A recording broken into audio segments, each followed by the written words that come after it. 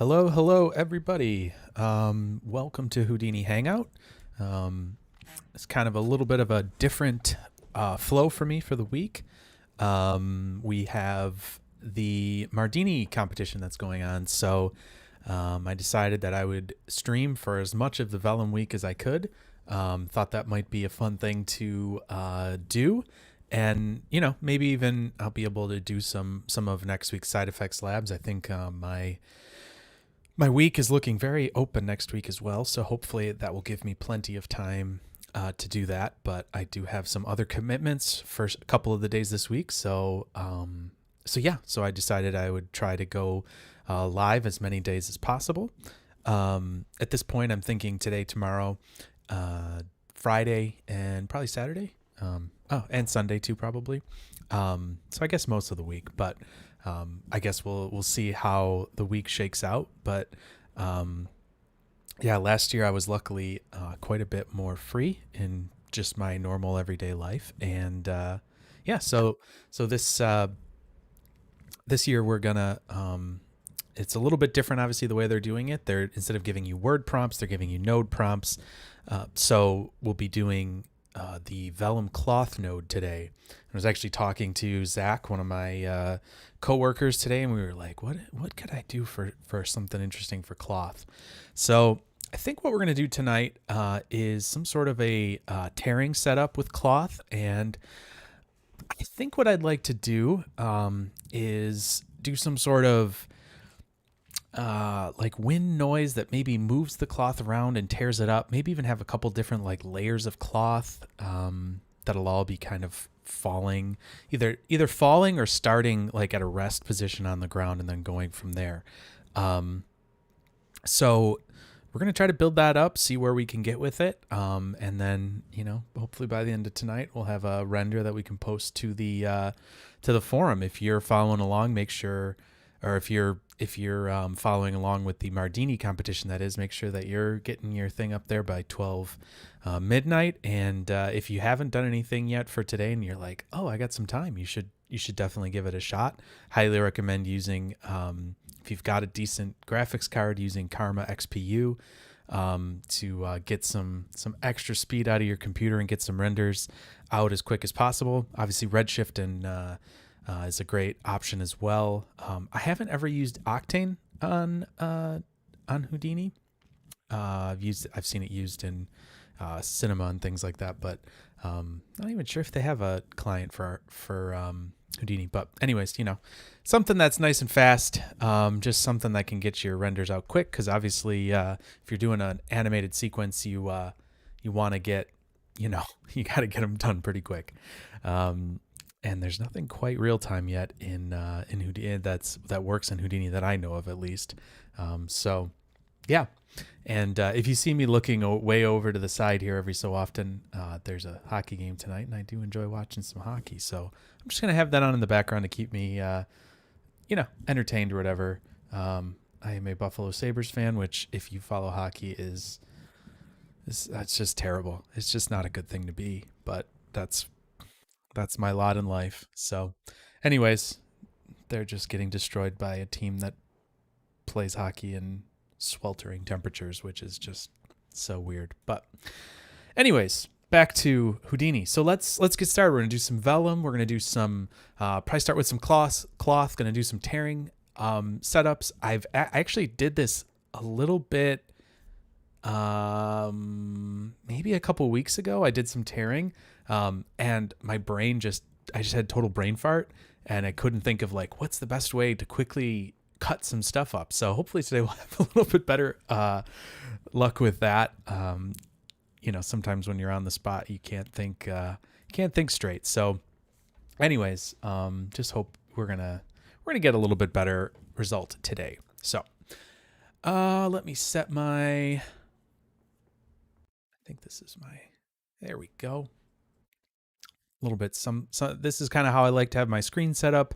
I like to have a geometry spreadsheet down here just so I can see what's happening. If for any reason you can't see something or you need to ask, let me know. And as always, if you have any thoughts or feedback that you want to drop in chat, please do. I'm also thinking I also kind of have started working on figuring out how to do a Discord kind of like chat channel, I guess, like a Discord server. I am in my. Hey, how's it going, Dan? How you doing? Glad to have you with us. I don't know if that means you're leaving, but if you're staying, good night to you as well. Good evening, good night. Good night's usually like a bed term. So if that's like if English, if English is your secondary language, it would be good evening is usually like a way to like say, "Hi, how you doing? Good evening." But anyways, it's good to have you with us. I saw you followed the channel. Thanks so much for the follow. Like I said, I'm going to be good. Okay, cool. Sounds good, Dan. I'm glad you're staying for a little bit. Yeah, anyways, so yeah, if you have any comments or thoughts, please drop them in chat. I'd love to hear what you guys are thinking. I am not some, seasoned expert at Houdini. I've been doing this for about 5 years now, which, it could be longer than you have, but could be shorter. So, if there's something think you've got figured out better or have some comments that you'd like to drop in there, please do. Always interested to hear what everybody has to say. So, anyways, yeah. So with that, let's get started. So, I'm just thinking that I'm going to do, a grid. So let's just start there and we'll start cutting it up and doing some of that kind of stuff. So dropped on a geometry node, call this geo, I'll call this cut cloth because I'm going to cut it. As usual, I will color my geometry nodes green. Let's jump inside here, drop down a grid. I'm going to set this up using a preset that I have in here, an auto resolution grid. I'm not, I can never for the life of me remember because I have QLib and AElib installed and everything if these are, if these are newer things that they've added in or not, but it's really nice if not QLib right here. Great little addition. AElib as well. They I think some of them give you extra presets. So like for sure these AE ones are AElib. I'm not sure about the grid if that is now a default thing in Houdini, but anyways, I love this one because I can just kind of up, raise or lower the multiplier here and get some good details. So I don't know, let's start at 2. I think, well, let's do 2.5. That's fine. Nice round number. We've got our grids here. So I'm thinking we'll have like a, maybe do like a top down view of this. I'm sort of thinking like a top down view like this. Maybe it'll be in here even. So then that makes me think we might want to up the resolution a little bit more. So let's do this like maybe 5. Should be fine. Hopefully it's not too bad. Yeah, it's not too many points and primitives. I think we'll be all right. So I'm gonna control click on the camera real quick too, just to drop in a camera here. We'll just call this render cam. Wow, hockey game is 5-1 right now. If anyone cares at all, no, just kidding. Probably don't, but that's a pretty terrible score. My team's losing. So all right, so we got our camera in here. We've got our grid. Probably don't need it quite so tall and everything. So let's just kind of adjust this size a little bit here. We'll leave it at 10, but we'll go in this axis just down a little bit. Maybe do something like that just so we've got, so maybe if we have it like swirling and like grabbing and stuff like that, it'll kind of come in from the edges a little bit and then we'll be able to maybe see the ground underneath it. I might also have it fall on something, maybe have something underneath it just to create some more interest, but we'll see as it goes. We'll see where this ends up. So we got our grid there. Let's see what we're going to do here. So I want to cut this up. I'm thinking I'm going to use the Boolean node to get some interesting cuts here. So we've got our grid. Let's do a scatter. And we're going to actually, oh, yeah, thanks for the reminder, Houdini. I have my autosave come on by default. So it's just reminding me that, hey, you didn't save this yet, which, it's a weird thing. For some reason, I'm not always the best at. I just get in and I get excited and just start going with it. So, all right, so I got my Mardini 2022. Let's call this one Vellum Cloth. Oh, what happened there? Must have hit a weird button or something? That's strange. Well, give me 1 second. We'll be back in. Full disclosure, I made a thing last night thinking that that was the first day of the week in the... Oh, yeah, there you go. Also, my if I just open this up and it says my licenses are expiring, so I gotta go buy my update of Houdini tomorrow. Anyways, so I actually made a vellum cloth yesterday, thinking that yesterday was the first day, because if you look at their graphic for Mardini, each, the start of each like week, quote unquote, is like the top of, a node graph. And I'm in the US, and I guess maybe just that's the way that I was thinking. It started on Sunday, so I was like, oh, okay, yesterday I'll do my my first one, and then today I'll stream. But nope, that was not the case. Today's the first day of that week, so I'm not used to weeks starting on Monday. That's just not normal for me for some reason. Maybe I'm just weird. I don't know. All right, so we've got a scatter node here. I'm going to not scatter so many. Let's do like, I don't know. Let's try 10. That might be too much. Let's do like 8. I'm going to turn off the relaxed iterations, or at least turn them down, because if you look at this, it's going to try to push these all apart, and some of these are going to get really far to the edges of this cloth, and I really don't want them to be that far. I'm going to use these to help be like roots for cutting the cloth up. So I'm going to turn the I think I'm going to turn the max radius down a little bit here, and maybe even have some less relaxed iterations of this, and just kind of push it out a little bit, but not too much. So if we look here and we turn off relaxed iterations, we turn it on, it's pushed a little bit, but it's not quite as far as if we have it all the way up to 10 and 10 radius and everything. So we'll do that just like that. I think, I don't know if you can see that well or not, but anyways. All right. So I'm going to add, let's see, we're going to do some attribute randomize. Use this to create normals, and we're going to have them inside a sphere. I'm just going to come in here and take a look at these, and it is not making those. Interesting. I'm just missing it. No. All right. So I guess I got to make a normal attribute first. So I'm going to do just do an attribute create, since it's going to be pretty straightforward. Create normal, and just put it on maybe in the up direction here. 1 0 1 0 point. It's a vector.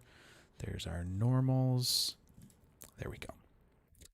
That's funny. I thought that would set them for some reason, but I guess not. All right, so I don't need that on. Just inside a sphere is good. If you're not familiar with the attribute randomize, inside a sphere just basically gives you a random unit vector in all these different axes. So basically any direction 360 in a sphere around the point, it'll give you that unit vector. So there it is right there for that one, for example. So, all right, so we've got our attribute randomize here. That's great. I'm going to make another grid. Actually call this, I'm just going to call these by their name, just so I can like know which ones I'm working with here. This is going to be Cutter Geo. And this one, I'm going to do the same thing. I'm going to do an auto resolution. I am also going to make this one longer than this one, because I need it to go all the way across, and it could go across at this kind of like a 45-degree angle on the grid. So I need it to be able to be long enough to be able to cut this geometry. So so this cutter geometry here, I am going to up this a little bit, maybe do this at like 2.5. What do we have this set to? 5. Okay. All right, so I'm going to do that, but I'm also going to reference this size here. So I'm going to copy this parameter, paste it, paste the relative reference, and then what I'm going to do is just have these both, I think I'm just going to multiply them by 2. And then that way we should be good with that. In fact, I think I'm just going to, instead of doing it this way, I'm just going to copy this parameter and paste a reference over here so that these are both the same, so it's square. So that should be good. Let's see here. Great. All right, we've got that. Now what I'm going to do is use a copy to points. Shift click on these nodes here and put them in the first one. That'll copy them both over. Great. Looking good. So now we've got all of these grids going across here, and they're coming across this fabric geometry node. So that is great. Looking pretty good there. Now what I'm actually going to have to do is probably bias these a little bit more up and down, because you can see some of these are coming in a pretty kind of sharp angle here. I'm not going to want that. So let me do this here. So I'm going to just template this and look at my geometry here and see what's going on. So we can look and see that our normals are probably pointing, let's see, yeah, they should be pointing in the normal direction of these grids here. Yeah, actually no, I'm sorry, they're pointing in like a tangent direction to the grid. So what I want these to be doing is, let's see, I'm going to bias them towards a direction, and the direction it's going to bias towards should actually be, yeah, I think I'm going to want them to be 0, 1, 0, like that. There we go. Now they're mostly standing up. So if let's see here, if I go further with that, they should all be relatively up and down, which should be good. If I go this, obviously if I go this way, they're perfectly straight up and down, but I want them to have a little bit of movement here, so I'll do it like that. Looks good. They're all pretty well straight up and down now, I think. Cool, so let's look at this just to make sure we're cutting it at all nice angles like that. Cool, let's just maybe bring this back a little bit more. And I think I can also set, oh, you know what? I could also do this. I could set the cone angle so that it'll allow it to adjust this way as well. So that's another thing I could actually do here, which is fine. This might work. So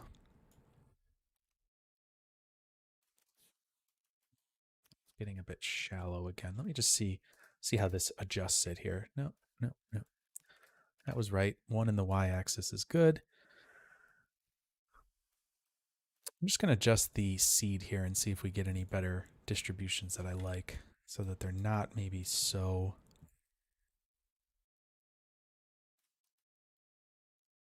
See, right now we're all getting them all pretty fairly in the same direction here, so...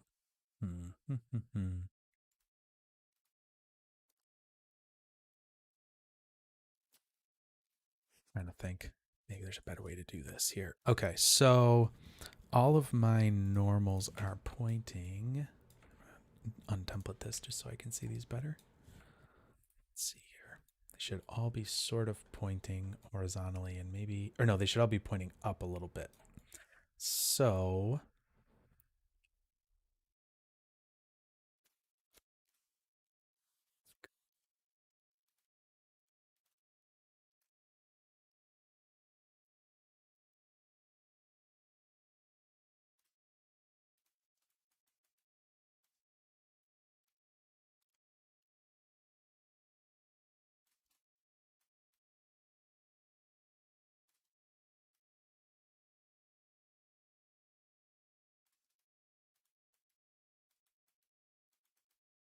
all right, well, let's just start with this. I'm going to tweak it a little bit as we go, but that should be fine. All right, so let's just do a Boolean. We want to do a Boolean shatter, I believe. And we're going to throw this into here, that into there. We should have some cuts now in our geometry as such. So let's tweak this a little bit. I can see where those cuts are going.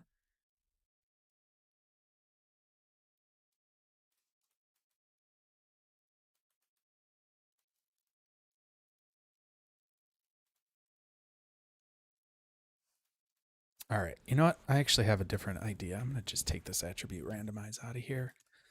We have them all straight up and down right now. I'm going to do a vector, attribute adjust vector, put that in there.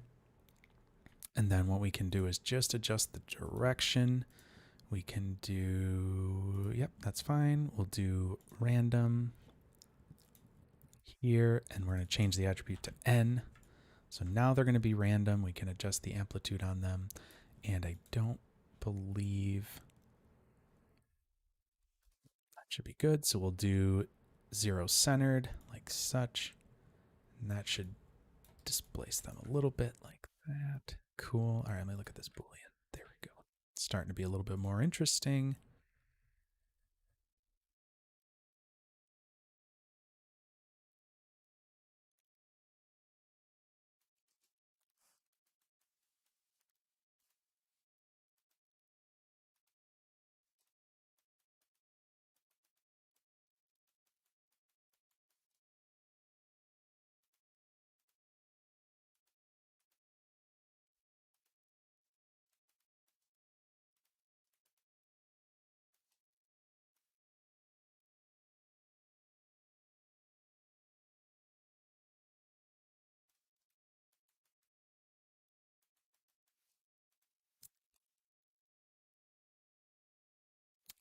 All right.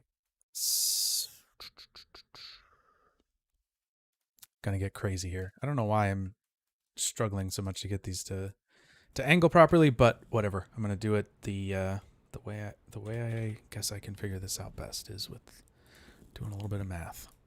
So let's drop a VOP down here. I am going to take, instead of the points being up, I'm going to have them being to the right, and I'm going to have them rotate around. So I will do this. I'll change this instead of being like that, 0, 1, 0, like that. And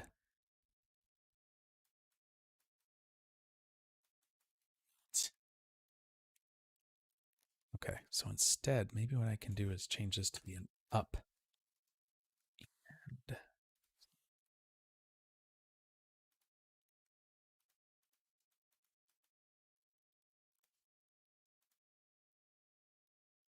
because it's going to point that direction. Sorry, just trying to think of how to best set this up. Yep.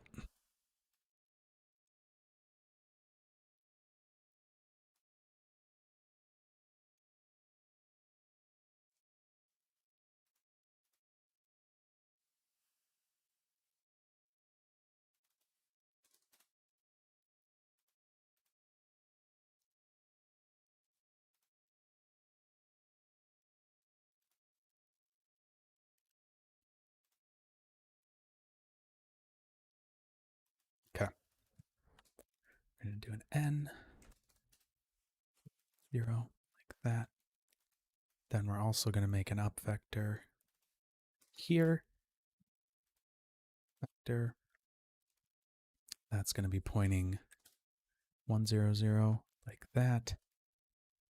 I'm also going to visualize the up like this. And let me just make sure that that's working properly. Marker, up, point. What you showing up there, Mr. Up vector? It's weird. Oh, that's why. Set it into default. Didn't scroll down enough. There we go. Great, now I've got control of this. So now I can just rotate this vector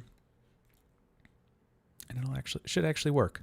All right, so if I come in here, do a is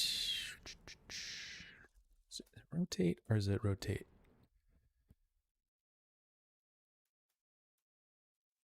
Yep. So if I take my angle and my axis here, my axis is N, and I'm going to bind in my up. If I multiply that by this matrix, oh, I didn't do the angle yet, did I?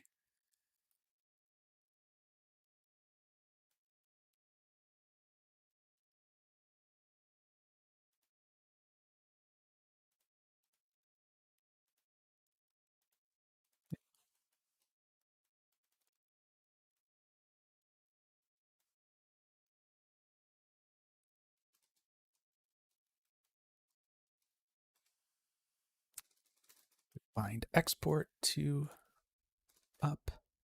Set this to be vector. There we go. Cool. Now I should be able to rotate this around. Perfect. And that's what I actually wanted to do.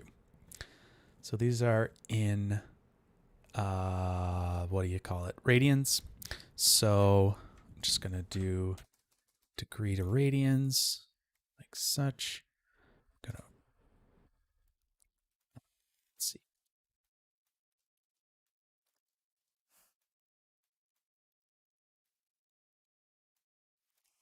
This is the long way around probably, but hey, it's all I got right now in my brain. So, you know, that's what we're going to do. If you can think of a better, if you have a better way of setting this up quickly, please let me know. But as of right now, this is what I got. So what we're going to do is we're going to take random point values based on the point number. I'm going to do a random here, take the point number in, use that as the seed for our random. Then I'm going to do a fit range, put that into value 0 to 1, and we're going to go negative 180 to positive 180. Throw this down into the degree to radians, and now we've got those nice and randomized. So now we're going to have some cuts that'll go all different directions on our geometry. Perfect. What I did here was I simply used this rotate to take the what's called a unit matrix, I believe is the term for it, or just a default transform matrix, and use the angle and the axis to drive the adjustment to that, then multiplied my up by that matrix and then bound it back out. What this is basically doing is taking is multiplying this up vector by that matrix, which it's creating, and then it's rotating that around. So right now I'm using the normal value as my axis, and that's what it's rotating around. So that allows me to be able to kind of randomly adjust those. Now I've got them like that. Let's take a look at the Boolean, and of course there's an error. Why wouldn't there be an error? Let's see here what's going on.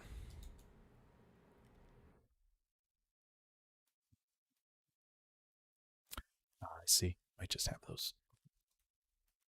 Oh yeah. It's just that geometry it's not happy with. It looks like it stops right there. So we don't want that. All right, I'm going to take this and I'm going to make this actually like 4. Just let it go really crazy big just to make sure we don't run into any more issues with that there. Let's see here.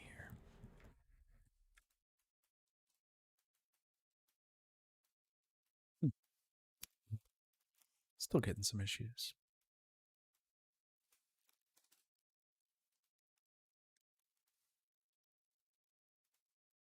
Oh, that's why. I didn't set this up properly. So this is a surface. This is a surface. There we go. So now if we come into here, we could still adjust these if we wanted to get, more or less randomness in either of these directions. So I think what I'm going to do is actually turn this scatter down a little bit, and I'm going to actually transform this first. Scale it down in those two axes so that it stays more in the center, because these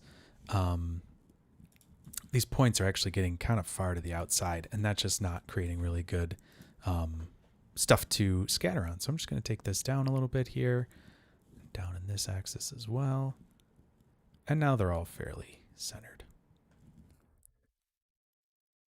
So that should be a little better. Let's take a look at this Boolean. And now we've got them all right in there. And if we adjust this at all,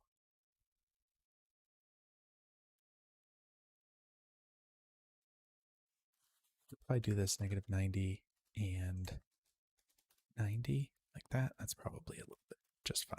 All right, great. We got some random values there. Now they're at least all kind of going across each other like that.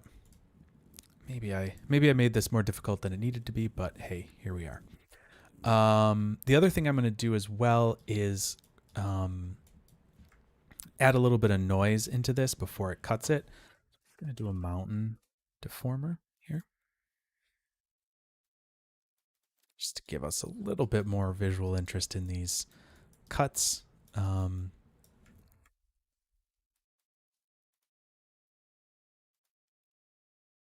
Always along vector n. Yep, that's fine. And just to show you what this is doing, it's working like that.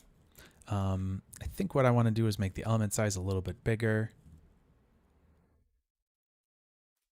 Let's do like 4 maybe. And then up the amplitude just a little bit as well, maybe 0.5. Let's see what that looks like.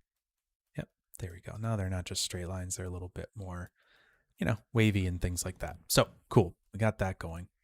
I'm gonna turn these normals off. We got all our points there and our cuts. Great. All right.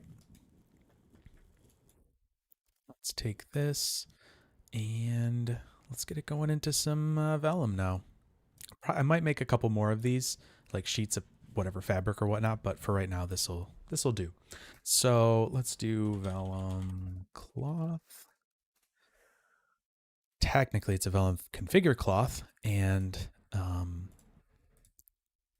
the vellum cloth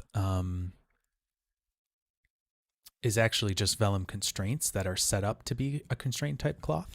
You can see this is obviously how this node is created. What we could do as well, if you know, just to make things a little bit cleaner for ourselves, maybe we could always do like a remesh on this to make sure that it works okay. Yeah, let's try that actually real quick after maybe after this boolean. Let me see how this works. Might totally fail, but let's give it a shot. Yeah, that's probably better to do. So let's try this and see how it works. Let's see here. Go down in size a little bit like that. Might just give us a little bit cleaner stuff going on with these. 0.15. All right, cool. There we go. Got some vellum constraints made up here. So the first thing I'm going to do, well, I guess the first thing I'll do is I'm just going to throw this into a vellum solver just to make sure everything's like sitting nice and good and we're not running into any major problems here. So just to check first. All right, I'm going to put a ground plane in. Great. And I'm also going to put in I'm going to put a pop wind in here. Put this in as the force. We're not going to do any velocity, wind velocity. I'm just going to do 0.5. And I'm going to turn the amplitude up here. Maybe, I don't know, something crazy. Swirl size 1. We can see where that gets us first. Let's do the guide just to see where that gets us. Let me turn this off just so we can see this maybe a little bit better. Yeah, let's do the swirl size even bigger. I don't want it to be quite that crazy. And so what this is going to be showing us, oh, not 47, 4. What this is obviously showing us is the like trails on the vectors, so that we can see kind of which direction these things are going to get pushed around in. So let's leave that like that, see where that gets us. As of right now, nothing should be stitched together yet, but let's just kind of see where this goes. Sure enough, we got a bunch of pieces that are starting to flop around and fly around. Although they are not really getting overcoming gravity very well yet. So let's do that, because I wasn't even thinking about that. So gravity is obviously 10 meters per second down. The amplitude in order to really overcome that is going to be double that. So, or I'm sorry, is going to be at least that. So it's got to be at least probably double what we have right now. I'm not exactly sure if it has to be 10 or not. We can try it. We can start at 10 and see where that gets us. But actually, let's start at 5, see if that gets us somewhere, because we don't want it to be too like anti-gravity.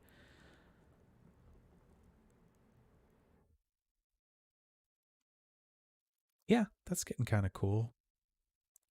You know, maybe we do like a twirl force as well, like something that's like spiraling it around. Obviously, I don't want it to fall apart like quite like this. I want it to get like torn apart.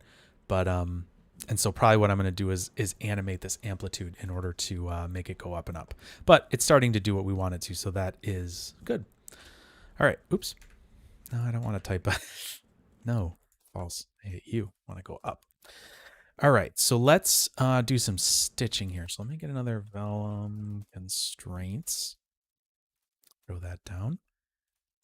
And for this one, we're going to want to use this to help us stitch these together. So let's do, I believe a glue is what we want. Yep, there we go. We can see that they're starting to put glue constraints at these points that are where these pieces are going to be connecting.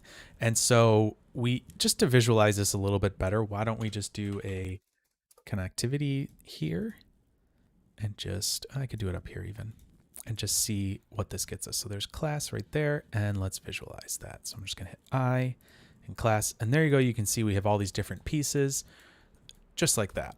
And so if I look at this vellum constraints and look, oh, in fact, I could just actually put that right in there like that, just to see. Doesn't really need to be there, but it'll at least allow us to visualize it. So now we can see the colors that are going on here and like what's actually happening. So we've got some stitched points there. Let's just give it a little bit further for its max search distance, just in case it's not finding anything. It should be finding stuff along those edges like that. So let's do 0.25. Search preferences nearest. Yep. And these are as stiff as they can get, so we should be good there. All right, so let's see where that gets us. So let's go down to our Vellum solver here. I'm going to go into visualize, turn off the show collision. We know where the ground plane is. We don't need another thing showing us that. All right, so let's take a look at this. Yeah, it's holding together, but it's not as secure as I would like for it to be. It's a little bit loose in those areas there, huh?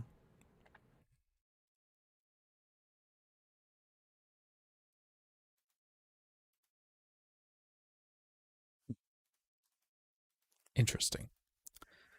Interesting.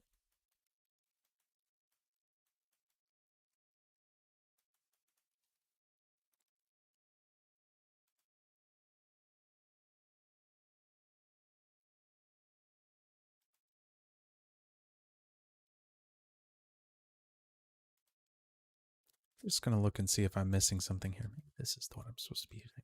Points. Betcha that's the one I should be using instead. That's looking more accurate. Let's see. Oh, yeah.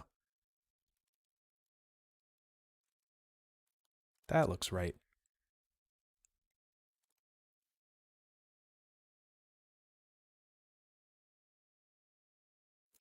Got pieces on there that are all moving around real nicely. Let me just look at this smooth shaded without the lines. I'm going to turn off my templated geometry.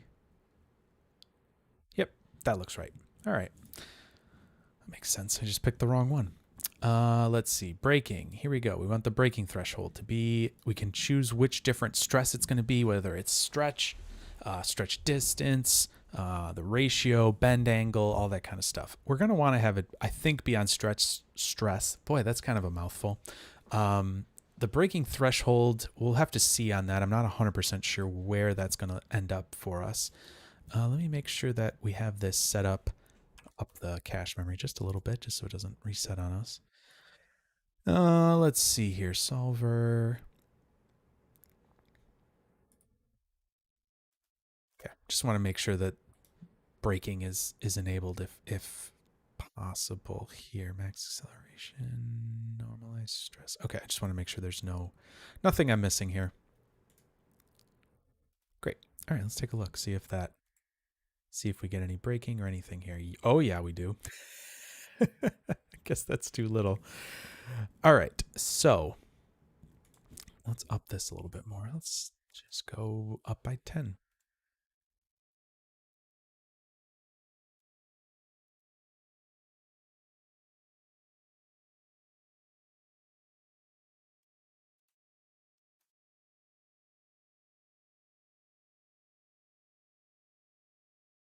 All right, yeah, there's starting to be some little breaks in this, but nothing too crazy yet, so we probably want to go a little less than that.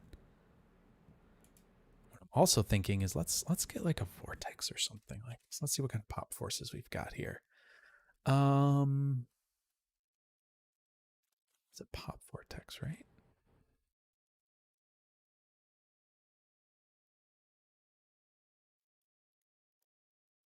Yeah, I think it's the curve force.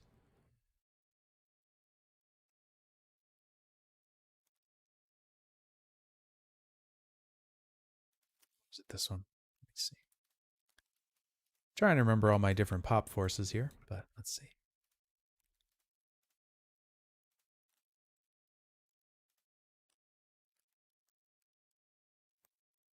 I think it's that one.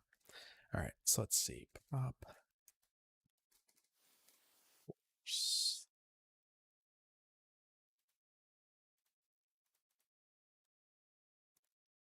Okay. So what we can do here, actually, let me just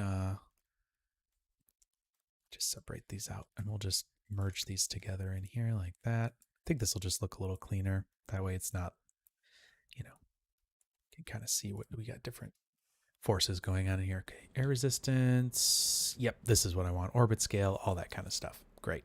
So we need a SOP for this to be able to define that curve. So let's do that. So we'll come back up here. GeoCut cloth.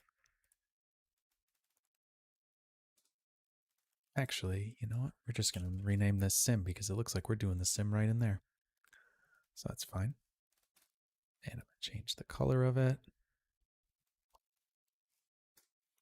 So I'm going to create a, let's see, I think a line here should be good. We're just going to use this as a kind of like a vortex force. I don't know, put some points on it. I think that's what we want. I think at each of those points, there'll be like a little guide kind of thing.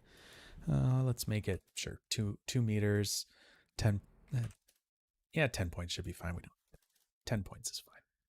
And we're going to do a null here just so we've got an, call this.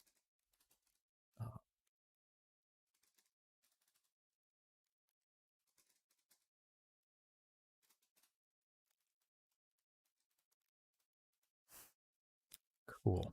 All right, so we got our curve out there. We're going to come in here, go back into our solver, pop force. We're going to add that into this. So I'm just going to collapse this.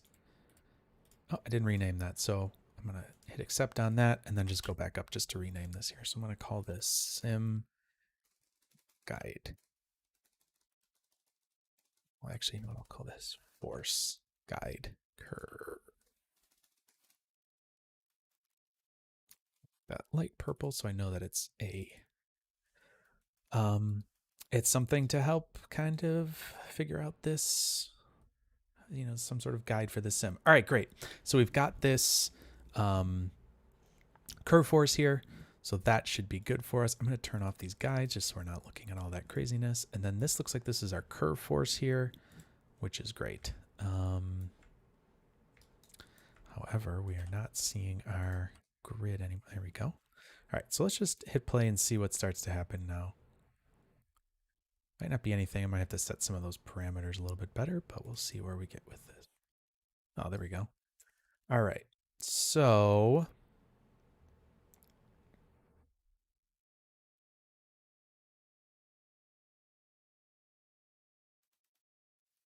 let's see. What if we do like 10 for orbit, just to really go crazy on this here? Is that going to start spinning around on us now?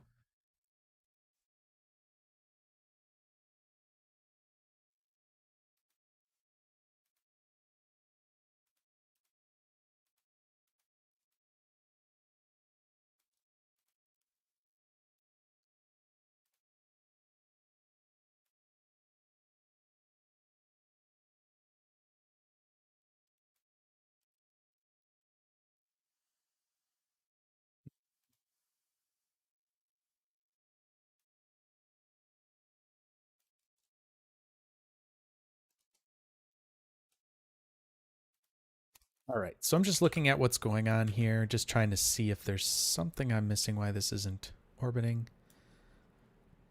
Let's see if I can find anything here.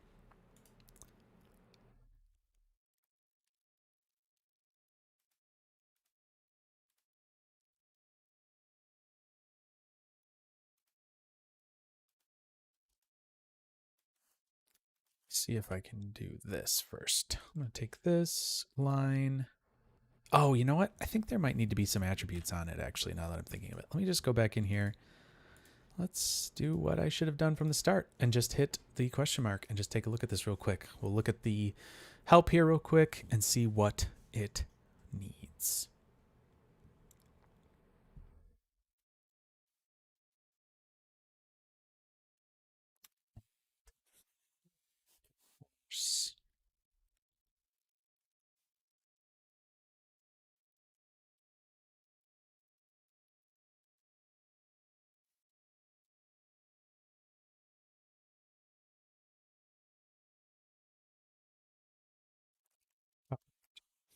Generate from a curve for convenience.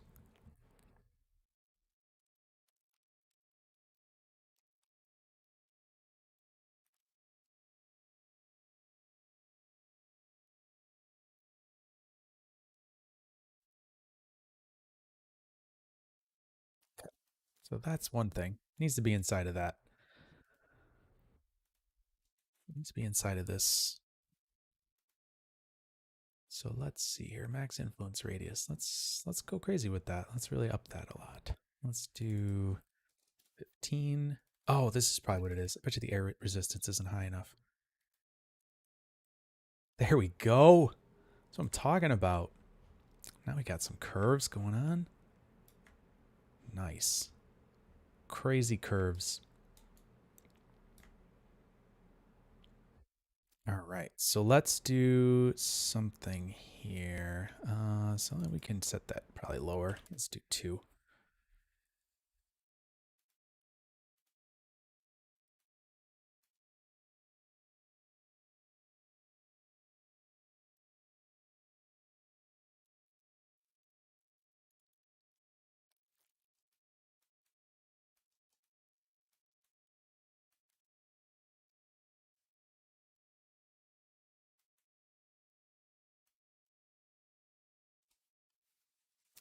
All right, so let's see here. Maybe we'll set the orbit scale down a little bit. Doesn't probably need to be that crazy. Let's see. Let's see where we can get here where it still looks like something, but isn't an absolute crazy vortex. All right, so maybe 5 instead.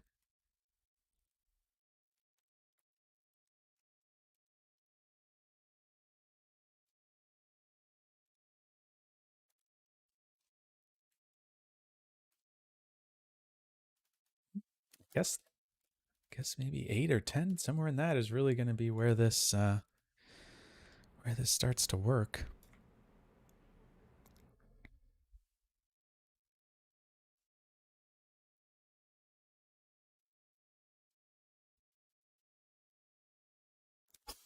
I'm so sorry, Dan. I totally missed your comment there.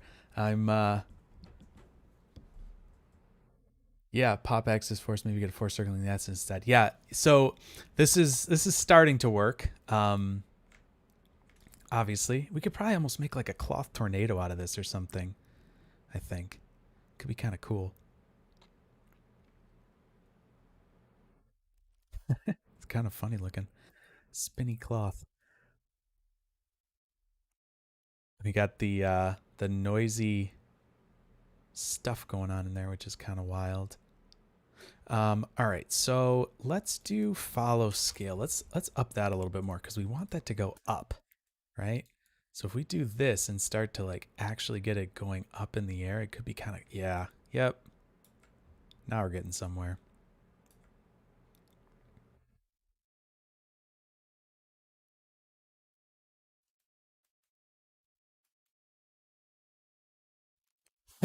Yeah, washing machine view. Yeah, if Tide or somebody like that comes to you, at least in the U.S., you get a Tide commercial going. You might this might be the way to go. Get some spin cycle stuff. All right, you know what? I'm going to actually just turn off this pop wind for a second because we can always add that back in. We know that that's going to add in some noise for us. So let's just tweak this first, and then we'll start messing with that other other scenario there. Interesting, you know, because the follow scale is going up, right? So we're trying to cancel out gravity here. So it's going to kind of come to this like near like equilibrium setup here that it's going to get into, which is really interesting. So if we do this, let's see. Maybe we'll even up this a little bit more here. Let's kind of play around with some of these values and see where that gets us. Because obviously we want it to suck in. We don't want it to just push it up.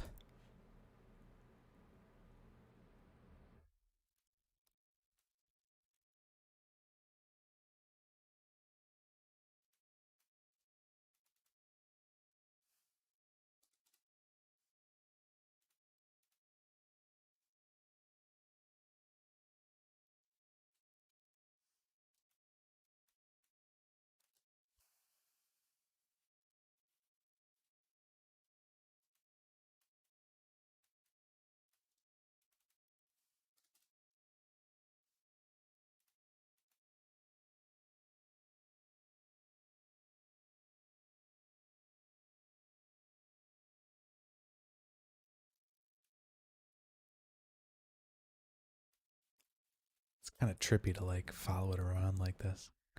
You kind of follow it at the same speed.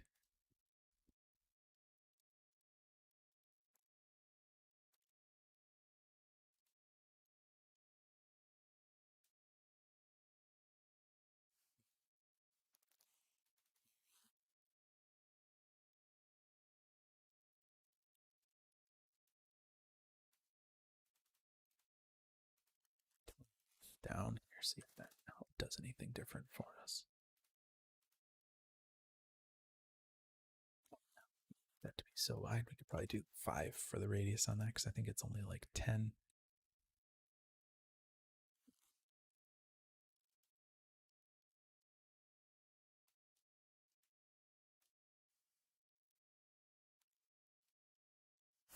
All right, so now let's add this pop wind back in and see where that's starting to get us to. Let's do 2.5. So I'm really hoping that I can get this this noise to help us like kind of rip this apart in some ways, like start to create some like stretching forces and stress on it, so that these forces are kind of like combating each other and like, you know, trying to do something together to kind of fight itself, I guess.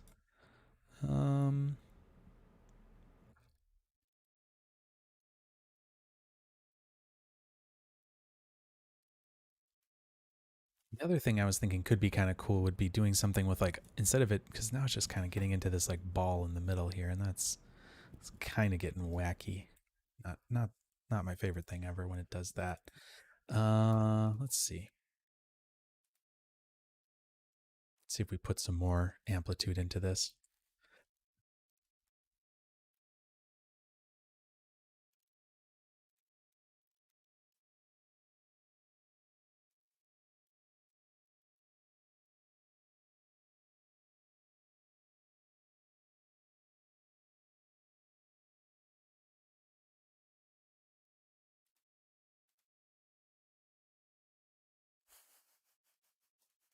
It's definitely funny looking. Let's just try one other thing before we go anywhere here. Let's just do this. I'm gonna do a switch in here just so I can keep that set where it is, and let's do one other thing. Let's do a circle, and let's see if we can't do this. Make this work as well. So let's do this on the XZ plane. I'm going to transform it up a little bit. That. Do a scale just a little bit bigger. And let's do the circle as an open arc. Yeah, sure.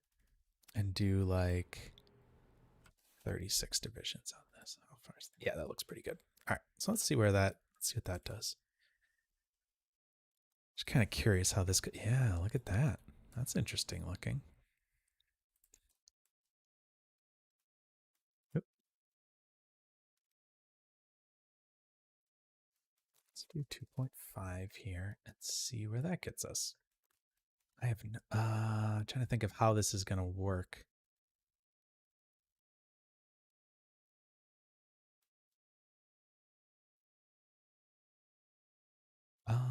All right, so what I'm going to do here is just set these up to be constant so that thankfully they have these little things here. So I'm just going to do constant on all these just so that we don't.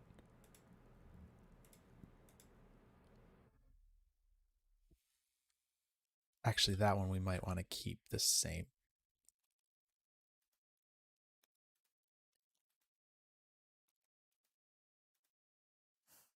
Let's see what this does. Well, we can always go back and change it. Oh, okay. That tore to pieces pretty quick. Cool. All right, we might need to take the air resistance down maybe a little bit here. Let's see.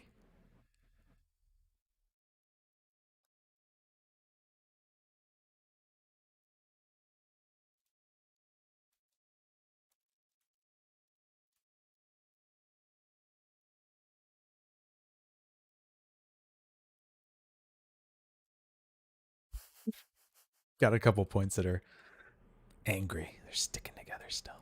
All right, let's actually just raise that up a little bit further. Let's go up a little higher with it. So, and let me just actually turn this one off for a second because I liked some of where those other settings were going, but let's just try this with the curve. And I'm just going to reset these and just kind of see where that, that gets us. Do maybe 3 just to make sure it's actually picking it up. No, not quite.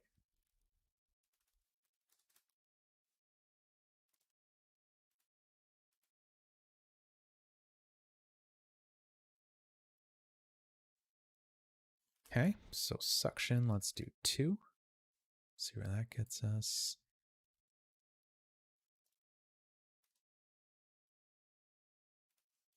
Wait.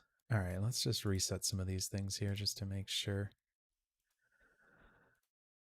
Set to default. That's messing us up here. Make sure we're actually getting some interesting stuff going on.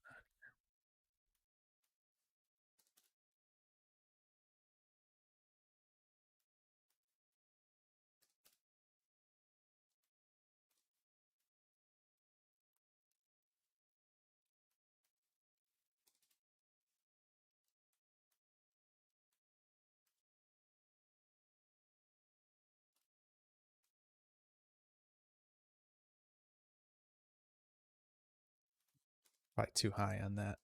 That looks kind of fun.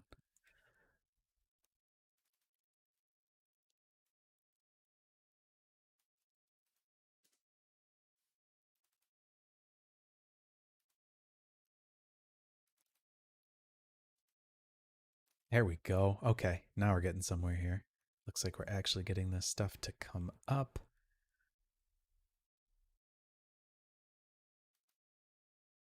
So this is the follow force, and I think what it's actually doing is it's slowing down when it gets to this point, which I don't actually really think we want per se. Let me set that to constant. I think that'll hopefully be better and we won't run into that quite so much. Let's see.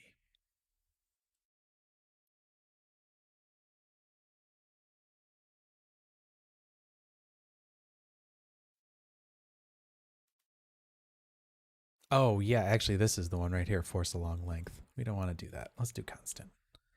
That way we're going to have exactly the same. Okay, cool.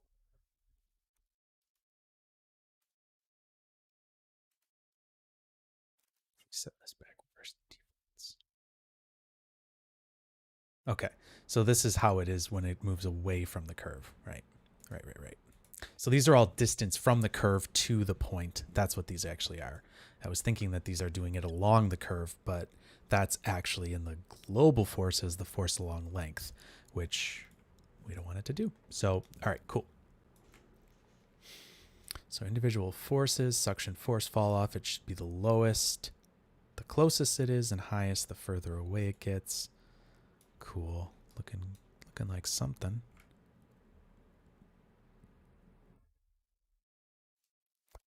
Let's see if we can't up this orbit scale a little bit.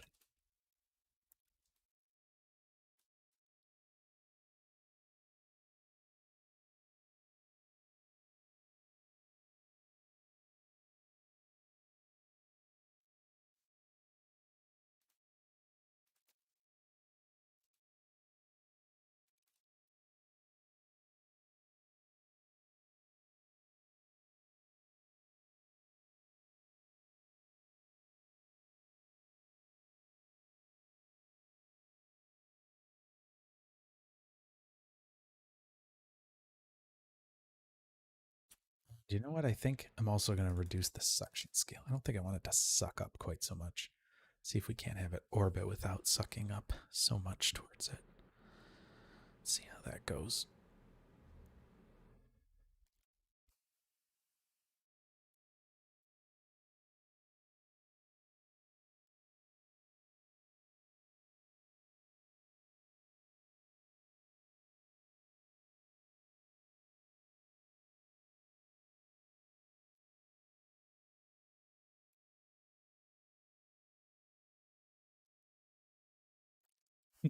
Yeah, this is starting to get kind of cool.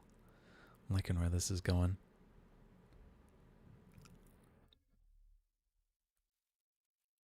Not sure what it's how it's going to render. Hopefully it doesn't like totally freak out here, but yeah, it's doing something interesting. All right, let's see here. Um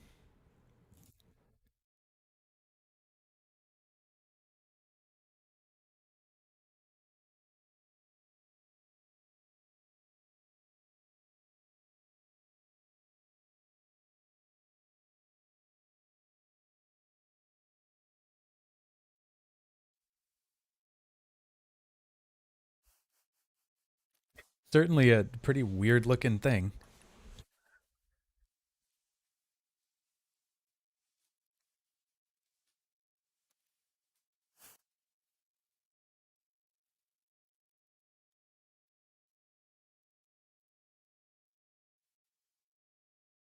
All right, let's see what this actually looks like from your camera view. Curious about that.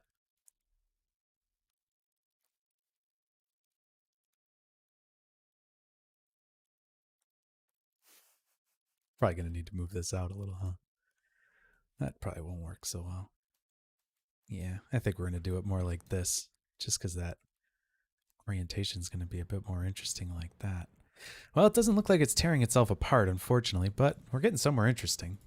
Let's see. What I could do is take my vellum constraints down here, and maybe if I turn them down a little bit, we can take a look at um,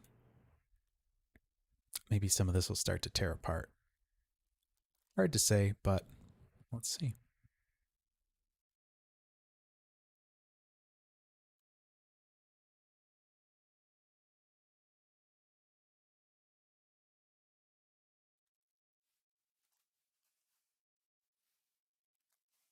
Oh yeah, there we go.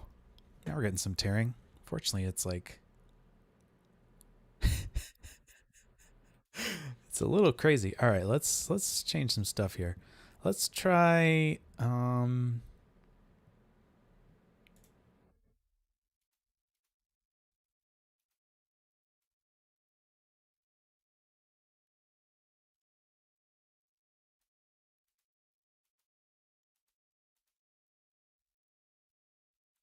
see. It's adding bend constraints across these welds. That's what it's doing. I see. Let me just make sure that that's set the same as my bend over here is. 0.001 stiffness. I don't think it is actually. So let's just do that. The bend. All right. What was it? I think it actually had one more zero on it. There we go. So now those bend constraints should have the same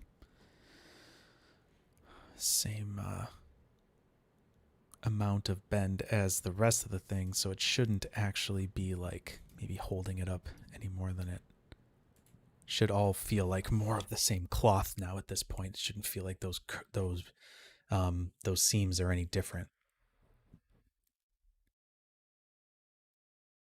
Still might tear apart in a weird way, but at least I know that that's still doing some weird tearing stuff, but at least we got that one first thing figured out. All right. Stretch distance. Let's try that first. See if that gets us anywhere.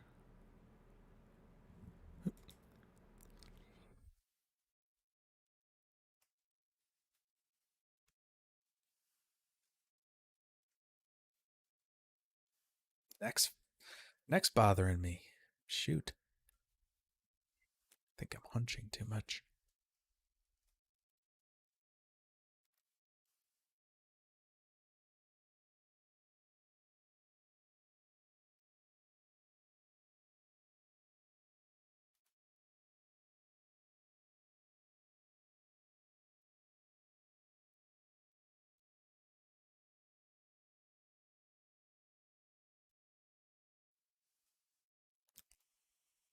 All right, let's take a look at this again here. Stretch distance.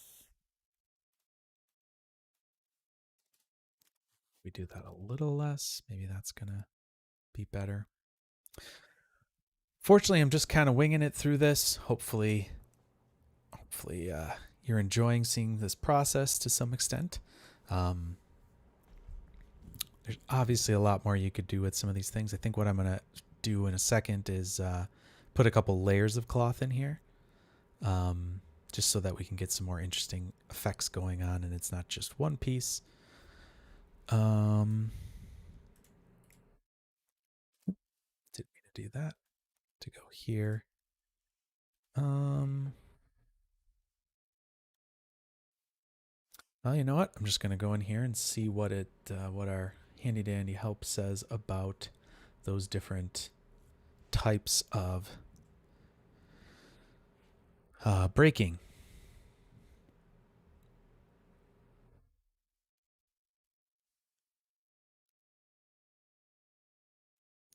Breaking. There we go.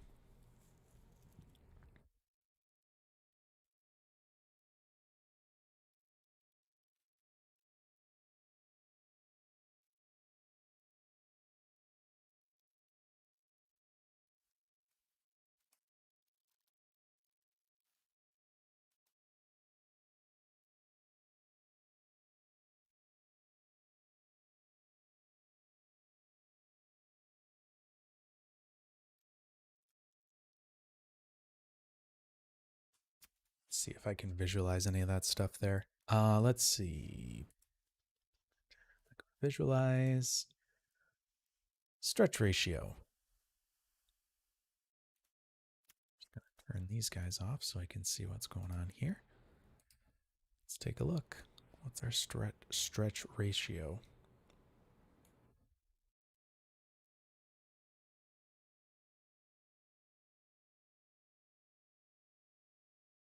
Oh, I think I set it back to. I think I set it back to.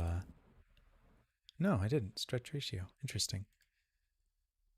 Well, let's up that a little bit more then. Let's do it 2.5. See where that gets us.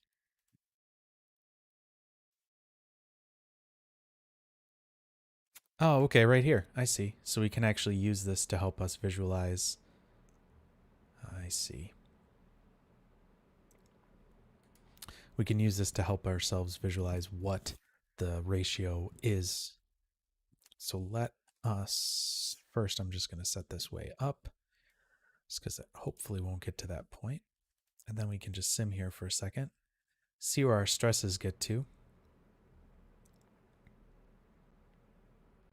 and go from there.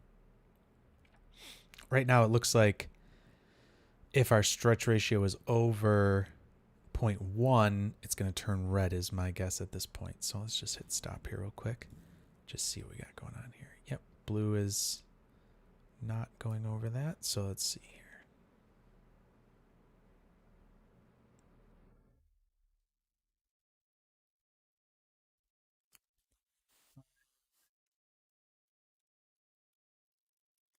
Yeah, I think if we keep it maybe in that 0.15 range, that might be good for us. So let's see, none here. Let's go back here, 0.5. And let's let this roll for a second. See how much we get broken. In fact, we can watch these and see if any of them are going away. Oh yeah, I can see that there's some breaking already.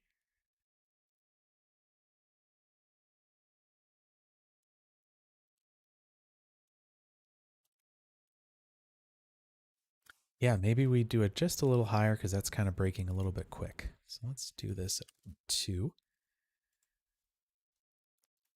And this is obviously under the Visualize tab here in the Vellum solver. You can see like what welds we've got going on here. Since we were setting these up as weld constraints, we can see our welds. And then as they break, obviously those green dots will disappear. So you can see that these two strips here are basically totally broken apart already. But some of these are still pretty stuck together. And yeah, it's actually looking pretty good. That's actually looking like it's really working pretty well.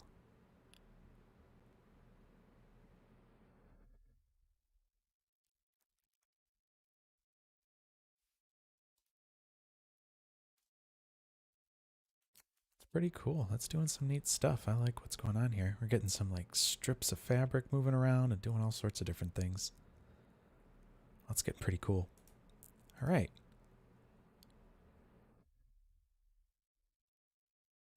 Yeah. Not hating that. Pretty fun. Pretty fun. All right, let's just turn these welds off. Visualizer. All right. Let's see if we can't get a couple layers of this in here. So let me just try to think of the best way to do this. So if I...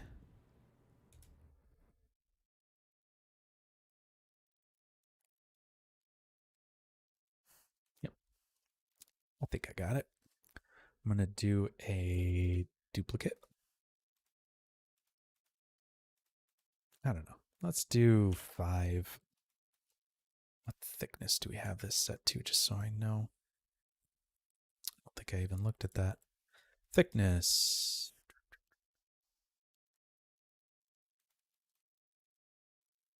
Probably 2. Oh, excuse me. Oh. Pardon my yawn. Boy, I guess I must be tired. I am on East Coast time, so it's getting a little later. So please my apologies for yawning in your face. It feels like.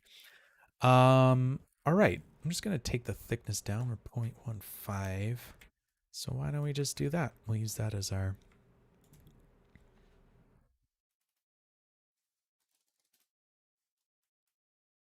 I guess that is way thicker than it is.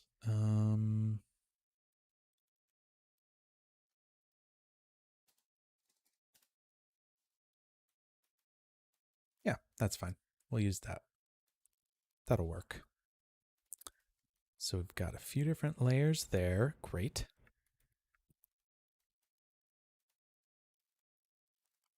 We don't need to worry about that going. No, we do. So I'm going to use this, and we're going to do a for each loop, for each primitive. Here, we take this like such. We should have, oh, that's, nope. Not for each primitive. Connected piece. That's better. I think I set the class thing down in here somewhere, didn't I? Yeah, right there. Probably end up not needing that. All right, so we got five iterations of that loop. Let me just look at this here. Flat wire shaded. Great. And then we can, let's see. We're going to need to set up a meta import. I think we'll want that. Might not have to, but I think we're going to need it. So we're going to take each of these pieces as they come in. then this whole thing should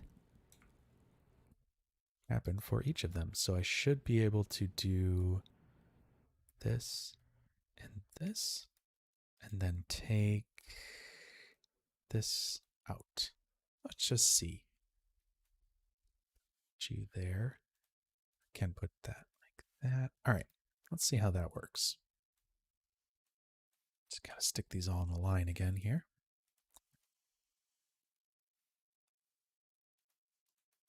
All right. So I think what will happen here is that these should all more or less be cut in the same way. And I think I can see that they are. Looks like they are at least. Let's see if we can do a connectivity here and set class back on. And sure enough, looks like they're all cut the same. I mean, there's no way that you would, yeah. So we've got those all going right there. Great. So what we need to do is we need to have these randomize each iteration of this for each loop. So let's do this. So we'll use this metadata here, and we can use that to change the seed of our scatter. So let's see what attributes we've got here. We've got an iteration, number of iterations, and value. So we can just use the iteration for the detail attributes here. So let's do that. So we will do global seed, we'll do detail. Then we will get the node that we're looking for, which is for each metadata. We want iteration.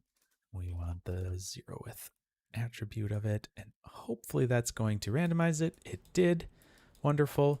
Let's just step through this one at a time. If you don't use this really, what we can do is set it to single pass, and we can look at each of these passes individually. So there's 0, there's 1, there's 2, there's 3. Are we okay there? Yes, we are. Boy, those are some tiny little things going on in there, but that's okay. And I think 4 will be the last one because we have 5 of them. And sure enough, that's the last one. All right, great. So we have 5 different fabrics that are here, which is great. Oh, you know what? What we'll probably want to do is also do our vellum cloth in there as well, so that we have them all set up individually, because we don't want them to, we wouldn't want them all to be like stitched to each other. I don't know if they would or not, but I wouldn't want them to be getting, so like if we go down here to the cloth, like this will be fine. We've got all of our individual cloth layers here, right? But then if we go to vellum constraints here, we're probably going to be getting stitching between the layers. No, we're not. Never mind. Never mind anything I've ever said. Apparently they're fine. Okay, cool. I'll take it. Not bad. Let me just see why that might be. Closest point. Cool. All right. It looks like those are good. So let's just see what happens here, right? Why not?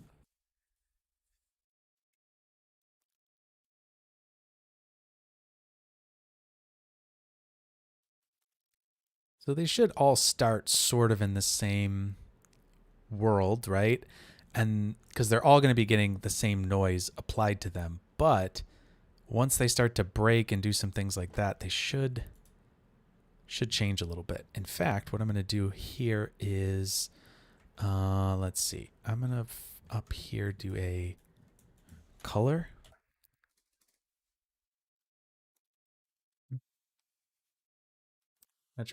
Attribute adjust color up here. I'm going to turn off this visualizer again, and let's do a random set initial random.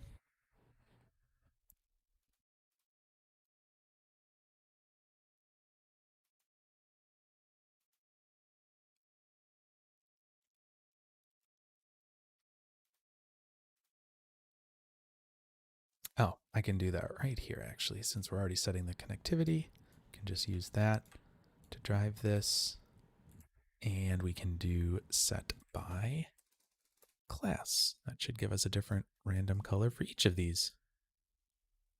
Great.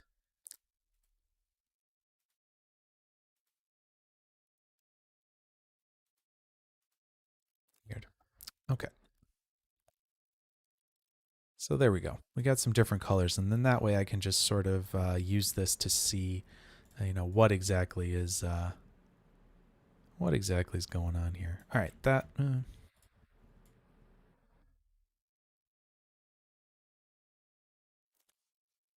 Just want one where they're like all a different color. How funny. How funny that they're so. Okay, there we go. Those are all different. I can at least see which one's which. All right. So this should I should be able to see all the different colors of these now as it moves around. So let's see what starts to happen here.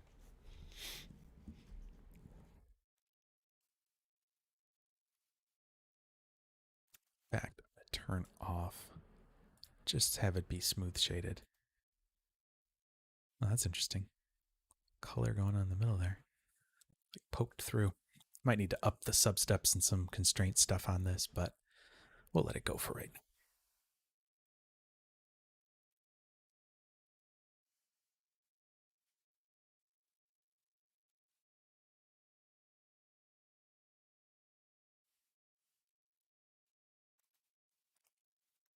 Turn off the backside shading being different just so I can kind of get a good sense of what's going on here.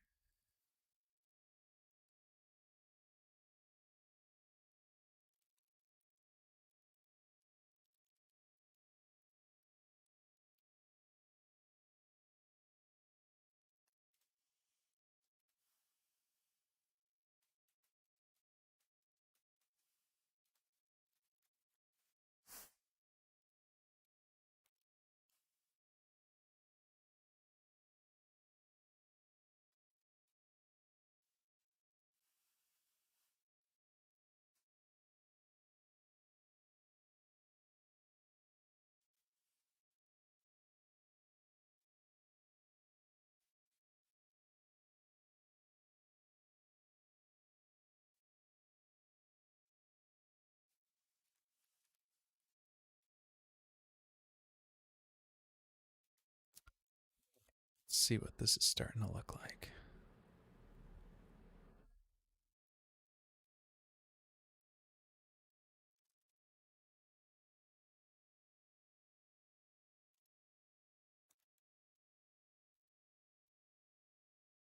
I might actually want less cuts in these, honestly. I'm starting to kind of think that might actually be better so it doesn't get so shredded.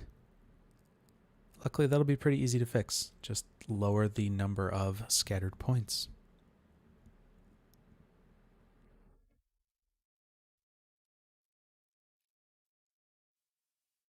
Certainly pretty interesting looking, though. Definitely liking the way it's going. Let's take a look at what this is doing now.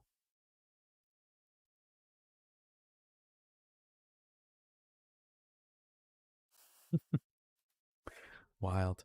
So the next thing that I'll do a lot of times, there's a nice Vellum post process node here that we can use to make sure that everything is, not intersecting each other. Also, we can add a little bit of smoothing to it as well. We can use some subdivision on it, I should say. And these actually don't have normals. Is that right? Or are the normals weird because of how I made it? That could actually be the problem.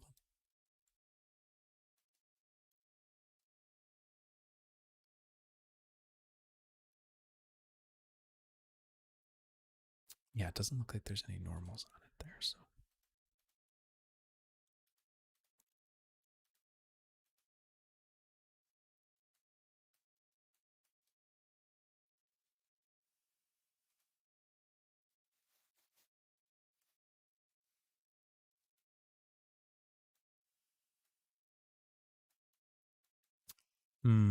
Yeah, unfortunately they're all triangles, aren't they? That's probably not the best. It was probably not the best choice. It's okay. I can actually undo that in one. Easy step. Let's see. Let's see if that was a bad choice. Might have been. You never know. Well, actually, could possibly know. I'll just undo that. That should give me all back to. Yep. Let's see where that gets us.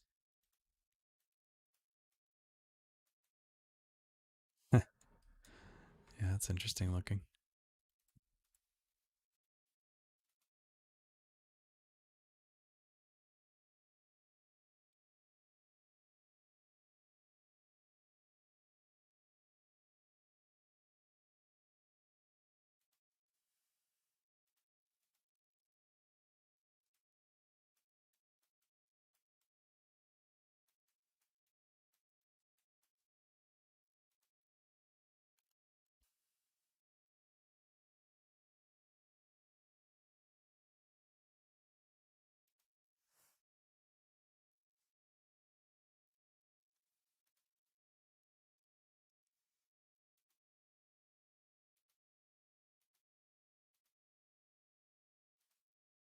The other interesting thing that you can do with this vellum post process is you can actually extrude by thickness as well. What this will do is give you thickness to your fabric. You can see where our actual thickness is right there, which those are actually fairly thick now that I'm looking at them from that standpoint. So let's maybe bring those down a little bit again in our vellum cloth. Edge length scale, let's do 0.5 question mark. In fact, that could be why we were running into some problems here, because they were actually interpenetrating each other from the start, possibly. So that's fine. All right, we got that figured out now. Let's also go to these welds, and let's just up this a little bit. Hopefully that'll keep those together for a little bit longer. I'm going to turn, I'm just going to watch it from this standpoint here for a little bit. Just so we're not, because this vellum post process does take a little bit of calculation to run, unfortunately. So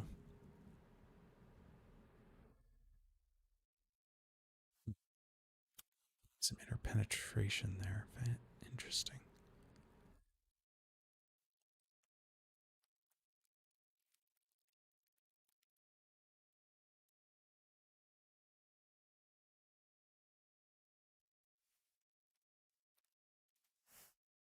Honestly, could probably reduce the scale of it a little bit here. So let's do that. Let's change how many squares we got there. Yeah, let's just go crazy and do 10. Think we can deal with it. Great. Looks good.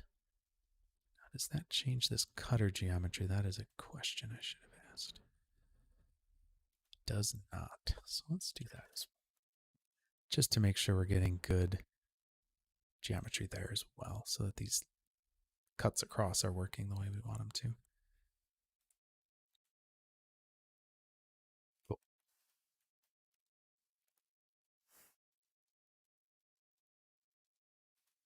All right. This will probably take a little longer, but probably not that much longer.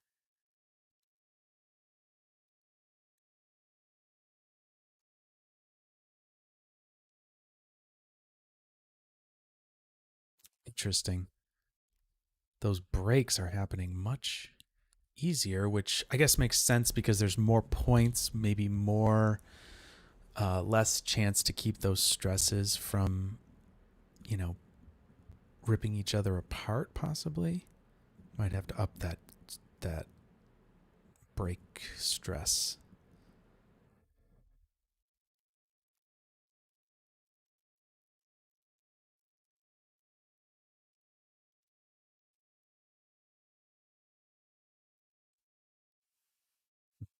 Also, it seems like the mass calculation has changed a little bit because I've changed the number of points coming into it. So let's do that. Let's lower that as well, just to get it a little bit less massive. It seems like that's causing it to not be able to lift it up quite so easily.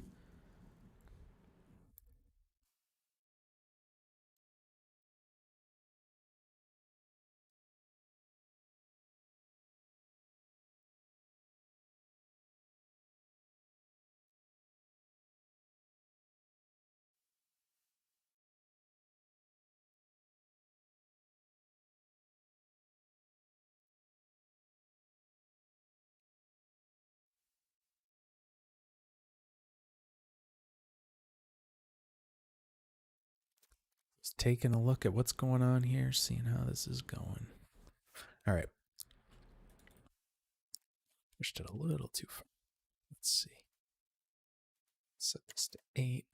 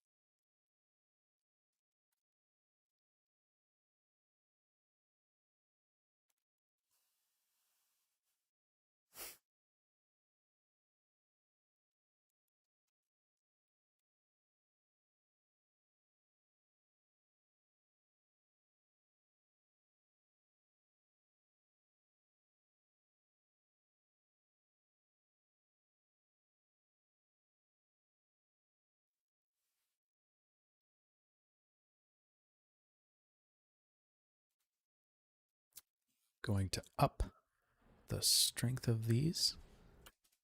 And I'm going to lower the density again. See if that gets us where we want it to be.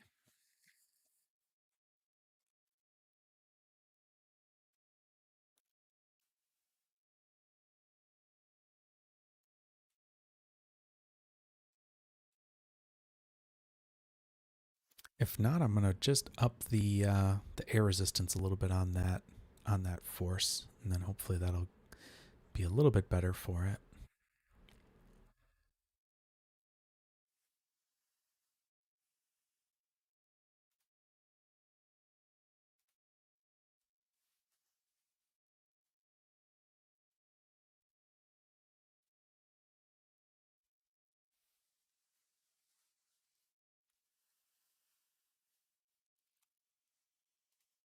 Yep, looks like we're gonna need a little more air resistance on this.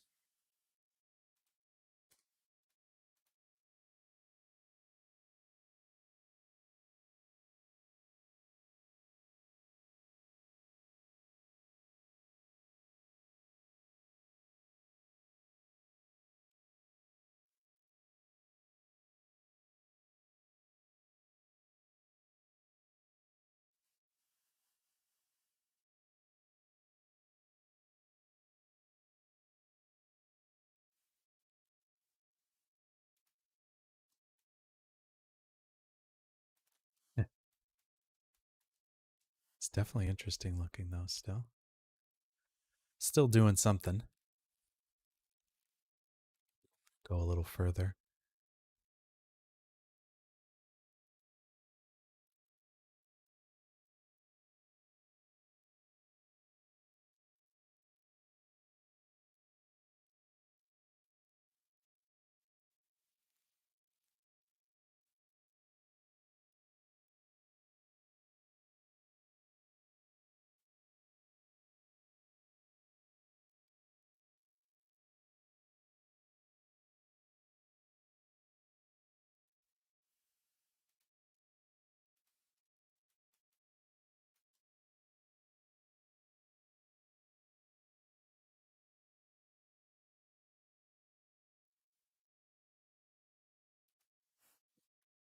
Too strong, maybe a little too strong.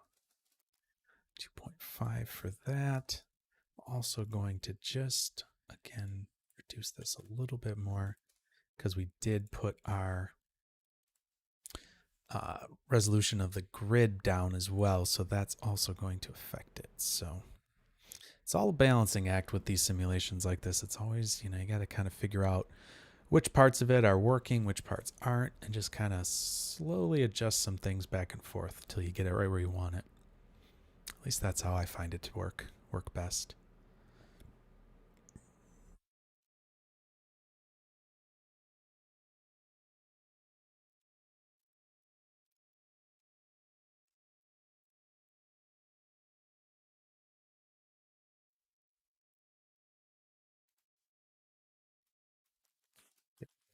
there. Actually want these to break a little easier.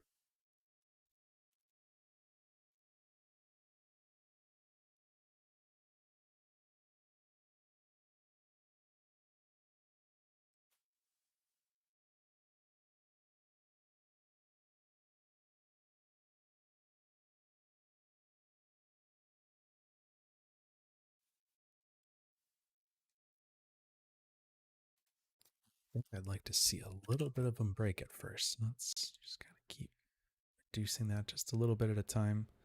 I have a feeling this will get some broken seams here on this first one.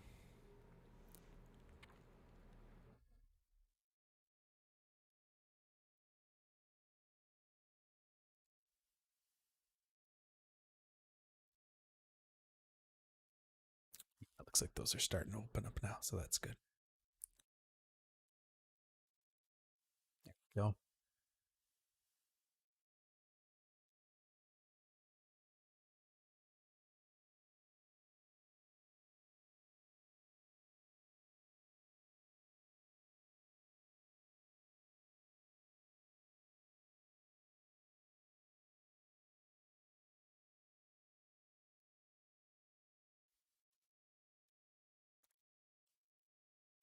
Let's see what this looks like just out of curiosity if we look at our post-process node here.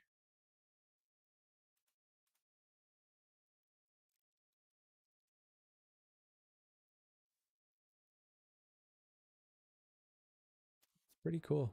It's looking pretty good. Like that. Get some interesting cloth shapes there. For sure.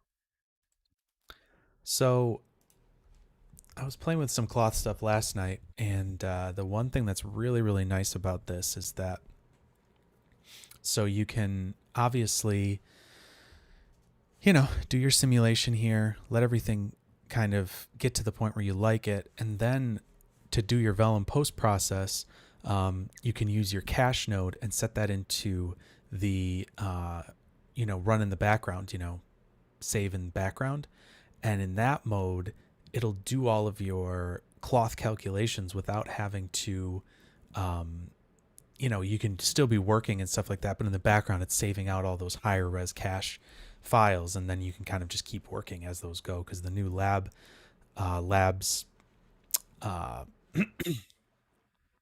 the labs file cache node is just great for that. So something to keep in mind.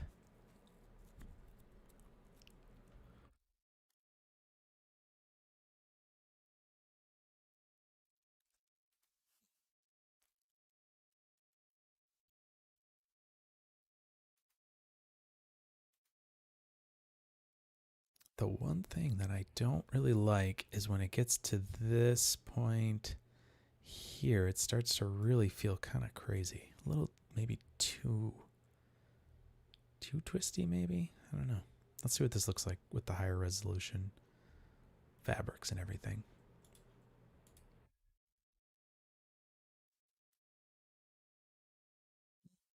Actually looks pretty cool. Yeah, I guess I'll leave it. I don't mind it. Looks pretty neat. It's interesting that the fabric in the middle didn't really get ripped, but or isn't moving, I should say.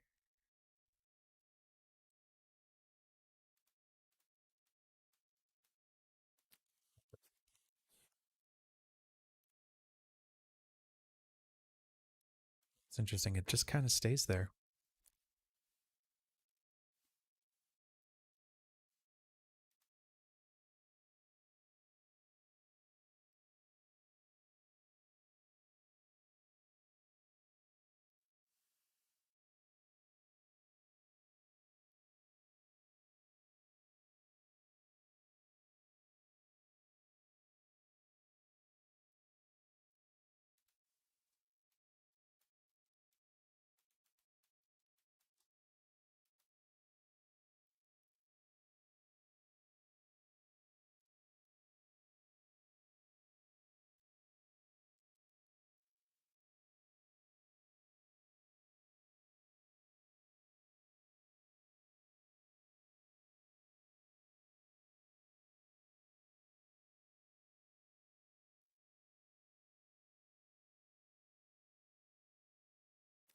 Yeah, we got some stuff going on here for sure. All right, let me lock this camera again and see where I can get with it that I like.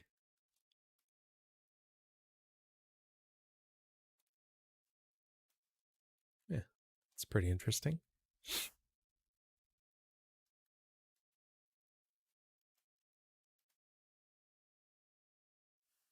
Let's see where this last frame goes. What happens to this here? Hopefully that's a mess. Actually looks pretty okay. It's a little messy, but nothing too crazy, I guess. Yeah. Neat. Cool.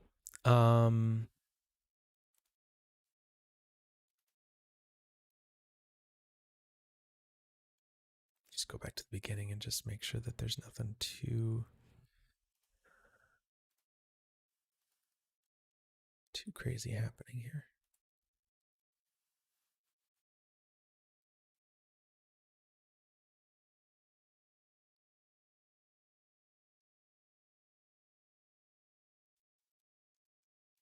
Okay. Thing I'm probably going to want to do is just push this a little bit further and go into my solver. Maybe I'll just add a substep in. Maybe a little bit of constraint iterations. I think that's going to be good.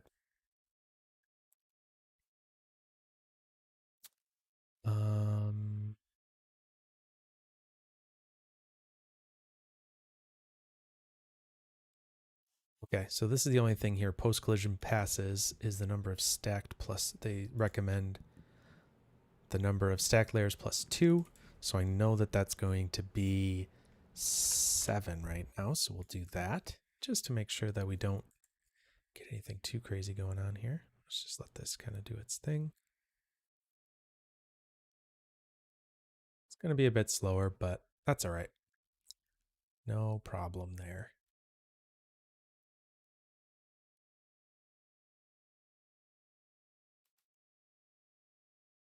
Let's look here and see if these get down there.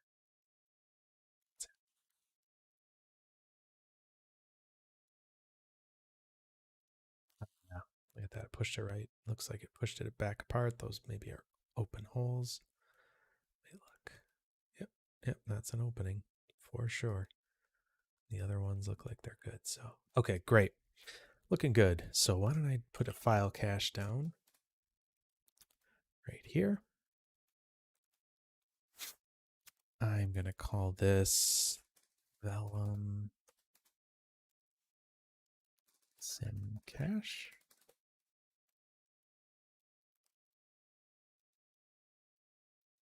Don't think I need to worry about this because there's not going to be multiple things in here. So I'm just going to change this to OS. Change this to HIP Sim. It's a time-dependent cache, and it also is a simulation, so that'll...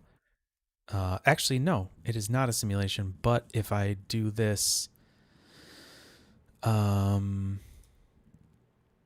if I do this not as a simulation, it's going to try to do 16 of them at the same time, and I have a feeling my computer's not going to love that. So I'm just going to leave it as a simulation, and I'm going to save it to disk and background. Let this top node set itself up. Cannot read that currently, which is fine. And this is going to start doing all of its stuff in the background, and I can keep working while this is running. Granted, you will need a machine that has a little bit of, decent amount of RAM and some things like that, but this at the very least will get you a much nicer setup as far as doing this in the background while you're working. Obviously, right now it's calculating these things. I can look at this. It has not loaded, or sorry, that's frame 20. But if I look at frame 1, frame 2, both of those have calculated, it looks like already. And if I zoom back in here, you can see these are all working.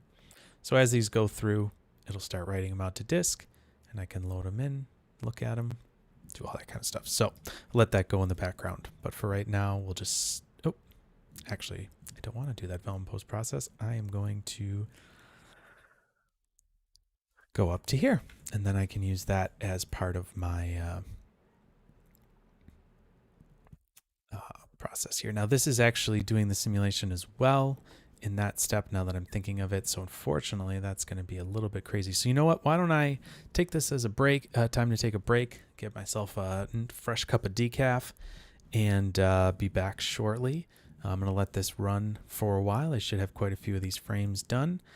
By the time I'm back, it looks like I'm already 7 frames into it. So let that go. And then when I come back, I'm going to start. I should have enough to be able to start getting into rendering this. And I'm going to be using Karma, I think, in Solaris. So if you're interested in seeing how that works or whatnot, we'll be doing that next. So thanks for joining me tonight. Hopefully you're enjoying seeing some Vellum stuff. It'll be kind of Vellum all week with the Mardini competition going on. So yeah, I will be back shortly. And thanks so much for joining me. See you soon.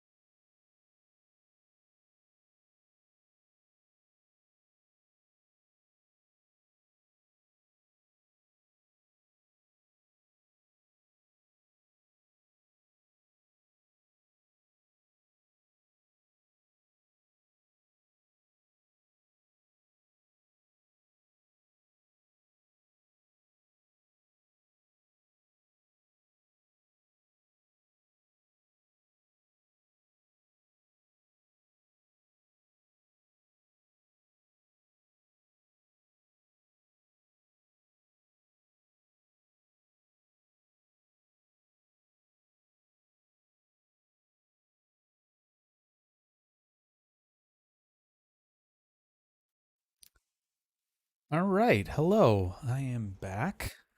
We've got our Vellum cache chugging away here.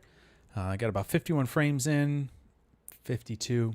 So should be in fine shape. I'll just let that keep going in the background, and I'm actually really glad I left the simulation checkbox on because I hadn't even thought about the fact that it had to resimulate this because I changed a bunch of settings. So, anyways, that's all well and good. So but the good thing here is that we can scrub through and see where our sim's at and all that kind of stuff. So, um, as we get more frames in, we can look a little bit further and further into it. So, um, yeah. So what I'm gonna do is I'm actually just gonna set up some shading in here. I think. Maybe I'll just use these colors. They're kind of fun, pretty, kind of bright, interesting colors. Why not? Go with it. So let me put a null down here. I'll call this out. Actually, I'll do this out cloth sim green on that. You can see here we have the thickness now baked in and all that stuff from our post-process node here. So that's good. All right, so we've got the cloth there, the force, the guide curve, and I'm going to do geo. I'm going to call this render cloth. Let's do a grid as well. We'll use that for the ground. Render ground. Let's see here. For this, I am going to do a transform. Actually just learned a fun little trick today, so I'm going to try this out, see how this goes. Should give us a... Well, we'll see. I was going to say, it gives us a fun little background thing here. I guess we'll do it. Why not? Do that. And then we'll scale it in the x-axis and scale it in the z. Maybe we'll do it a little bit further in the z, like 2.5. And I'm going to up the grid. We can just don't have to do anything crazy here. We'll just do 25 by 25, like so.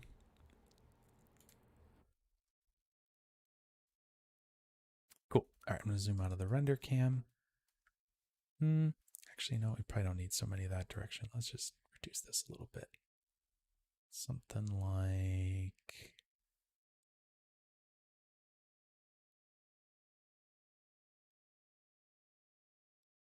maybe like that. All right, so this little trick I found, this one weird little trick, was to select these all down here, go to transform, move them up, and if you take this and go to NURBS, it'll actually create kind of this crazy backdrop setup here for you. So we can do something like that, and it'll give us a nice backdrop, and I can do a normal. I believe I want to get some normals on that so that this is done properly. The white. That's interesting. Not sure why that's doing that.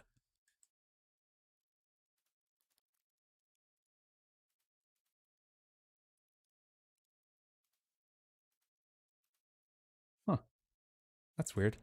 Well, we'll just leave it as polygon. We can probably just use it as a ground plane. Although that is something you can do, so whatever. Take it for what it's worth. I don't know why that didn't work, but fine. We're fine. Let's just set this back to 25 so we get a little more grid resolution. We're going to figure something out for the ground there. I'm not sure exactly how we'll shade that, but we'll just do a null here. Maybe add some normals still. I'm having a good time typing here. There we go. Normal. Great. Out. Ground. Set that to green. Now, the nice thing is, as I was saying before, this is still going in the background. So now we're at 80. We were at 62 when we last left it. So here we are at 80 now. So, all right, we got a render cloth, render ground, Make them red. I heard that makes it go faster. That's a joke. Render cloth. All right, let's merge these things in just so we've got them over here and we can do stuff with them if we need to. So let's go to our sim cut cloth. Out cloth. There we go.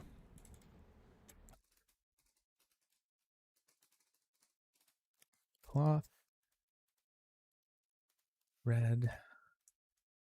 Render ground. We're good. We're not really referencing anything there. I mean, usually it's not the best way to do it to have your render geometry be the actual geometry that you like created, or your node or whatever that you created, but that's fine.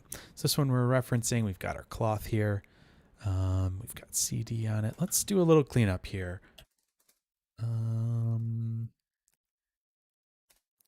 This is a nice node here to use. I'm going to hit save just to make sure we're good. All right, let's see here. So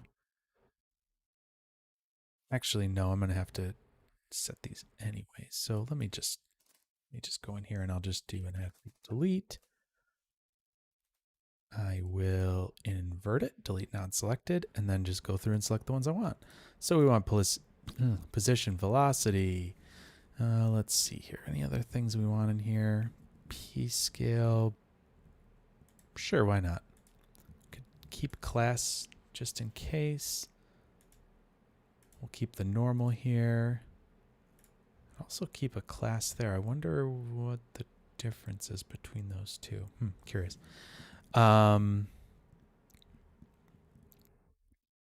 So for the point attributes, we also want to keep this.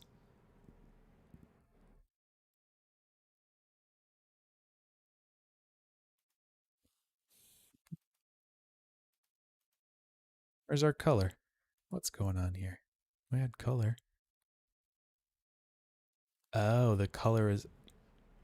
I see. That's strange. It's a primitive attribute. That is definitely strange. I did not realize I did that.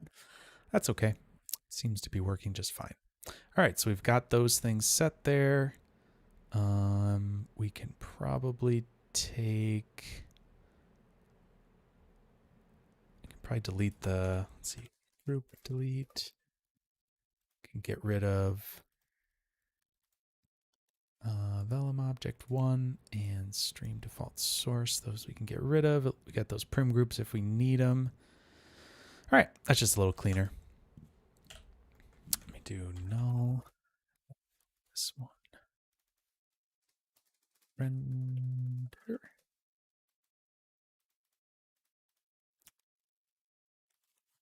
Rendering. All right, let's see. How far are we? Got to be at least into these 80s here somewhere. Cool. All right, so we got the render cloth, render ground. Let's save again. I'm going to hide this, hide that. Those are our rendered objects there. We can also, let's get our material set up.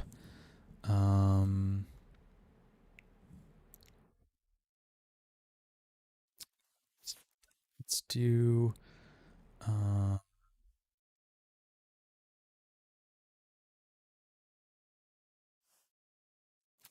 material network. Just going to do a couple of principled shaders, just standard stuff, nothing crazy. Now the only problem here is we are going to need to get those as point values. So let's just do an attribute promote and move CD over from primitive to point, like so. Now we have CD as a point attribute, which is where we should have it. Great. And let us do material network. I'll just call it shaders. Go in here. We got we'll call this one cloth. Make another one that's ground. Probably do something different with that in a second, but easy enough to do it like that. And let's just set cloth cloth to ground, like so. Wonderful. All right, so now what I'm going to do is do a lop network. Still going over here. Oh yeah, we're chugging away. Perfect.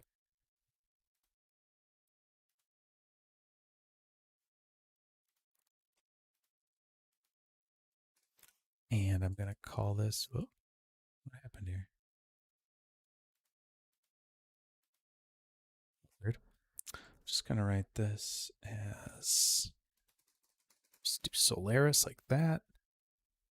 Maybe color that a little differently so we can see it nicely. These are our shaders and Solaris there. Great.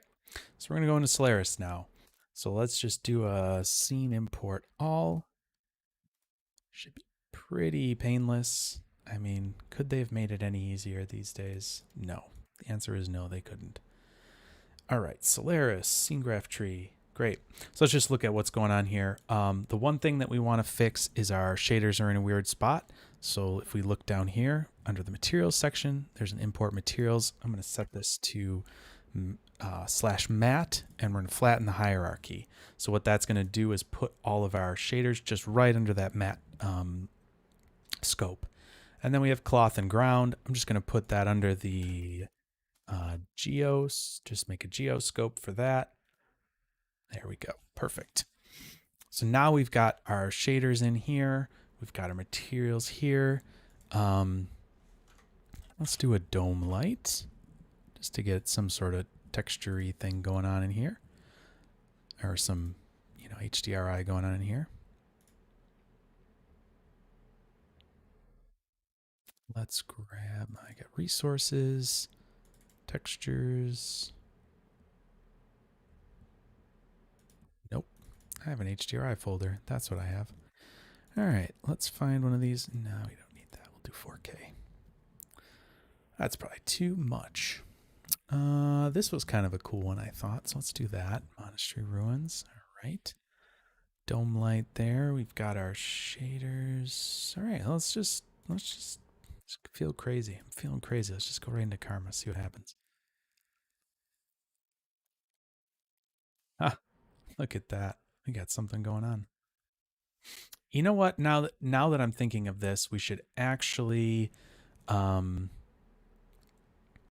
we should probably have set up our materials in this context because I don't want to be diving in and out of this in order to do that. So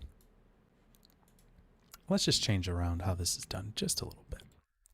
Let's do DNGL. We're going to turn off import materials. We don't need to do that. I'm going to do a material library right there.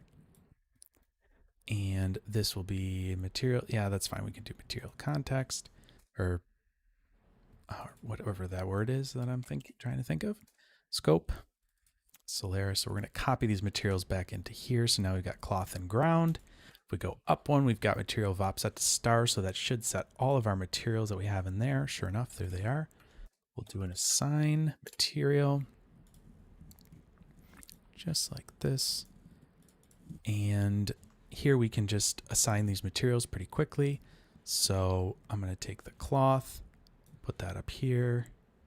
The ground goes to this primitive here. And then we can just do the same thing with these, cloth to cloth, ground to ground, like so. I'm also going to make a karma node because that will be helpful for us shortly when we want to actually do some stuff here. Let's set our render settings to render/render settings. That's what this is creating here. You can now see that there is a render scope as well. And it's got nice things in here that help us out. Render settings, all these different things in here that it sets up for us. So very nice. All right, let's take a look at this again, see if we still have what we need. Looks good. We're getting those point colors in here. All well and good. So now what I can do is tweak these properties here. So what I'm going to do is set this back to Houdini GL, and I also want to check out the XPU engine Make sure that's working okay. Now you do set these, seems like these pixel samples go a little higher for that. Interesting. We actually have much different shading on this, which is kind of curious, but hey, you know what? That's fine. We can make it work.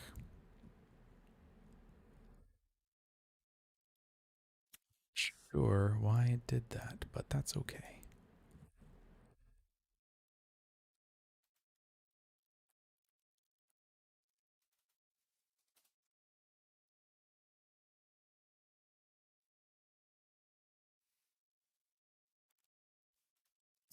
Yes, that's right.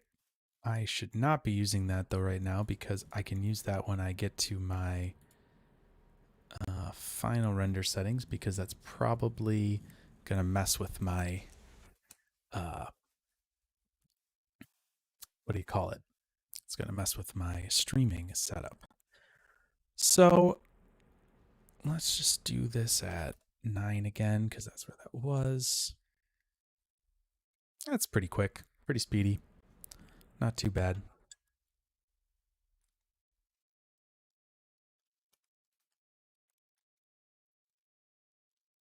Also, with all this in mind, we are still doing the sim cache in the background, so that is still running back there. So take all of that these times with a grain of salt. Okay, dome light, karma. Let me just, I'm gonna up the sheen on this. Let's see what we can get that to.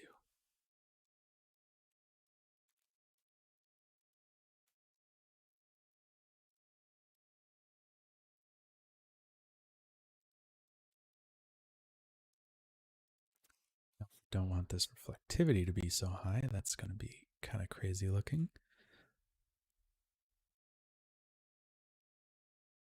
We could do just a little bit of it maybe and really crank up the roughness.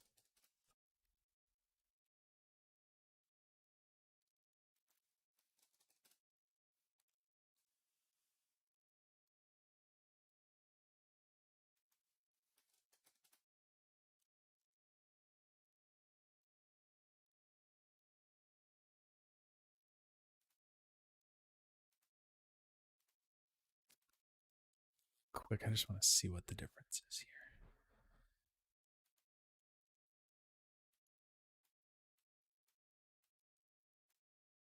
Ah, maybe there's what we're doing there. We had it was actually multiplying that base color in there. I see. That's what it was doing. Let's see. Okay. So that's probably what the Karma XPU was not able to do. I set this to blue cloth just because I wanted to see what the cloth settings were actually in here, to see what they had for that.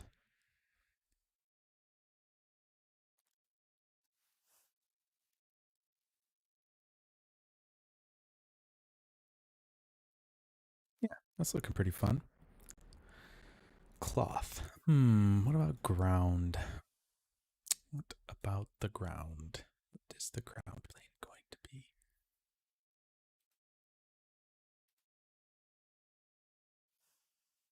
Look in my textures here and see what I can find. Sources, textures.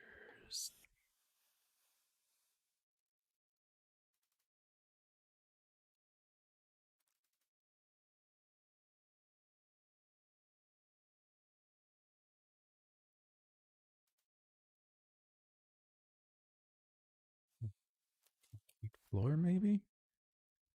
Could be interesting. I don't like that that's like tan colored. This looks like. Can't tell. I've been using some Arnold here. Got my Arnold shade. Arnold TXs in here. Hmm.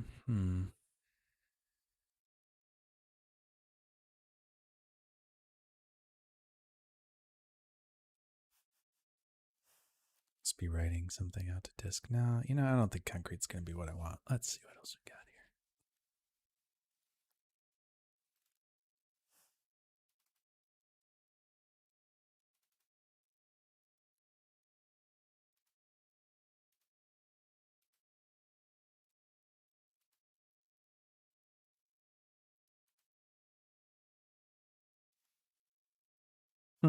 Maybe I put that in the cloth normal. Maybe that'll help us out a little bit, get us something. Let's take a look. Let's do normals. Let's enable them. Let's find that texture path. Let's go up a level here, a couple levels. Textures, fabric. Forgot I had fabric.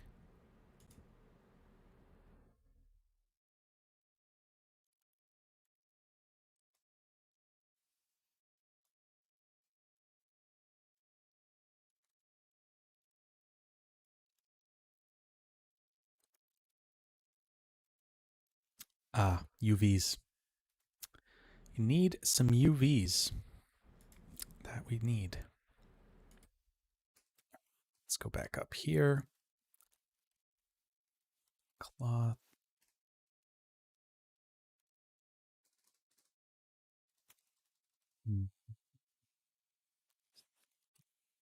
Shoot. Should have had UVs before I did that. That was dumb of me. Don't have UVs. Oh, that's too bad.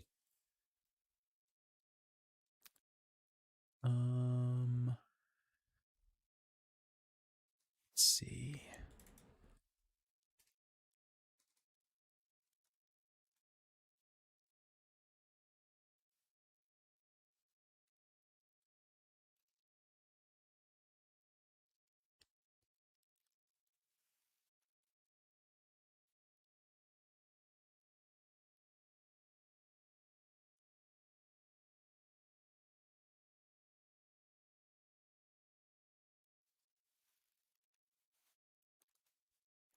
Well, what I could probably do.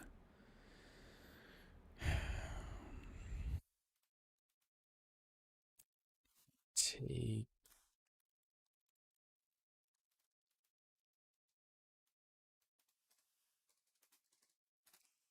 I believe what's going to happen here is if I take this and UV project it, initialize this to best plane.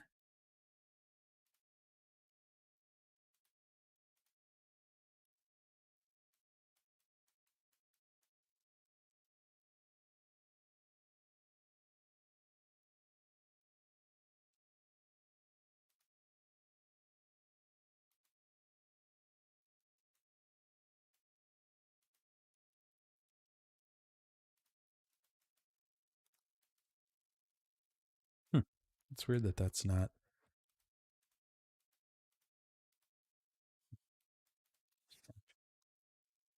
It's because CD is overtaking it, possibly. Just see if I do this.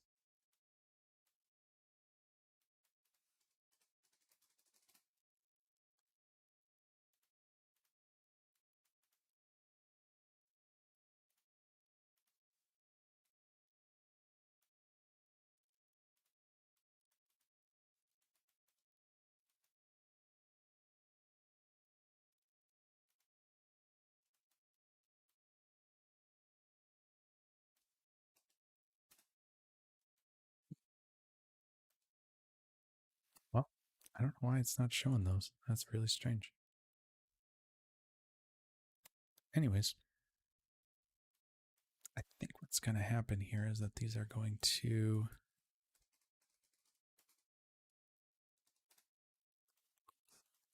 It should show me. Yeah, there we go. I think if we move through it, is it going to break it? Yeah, it'll be swimming through that texture.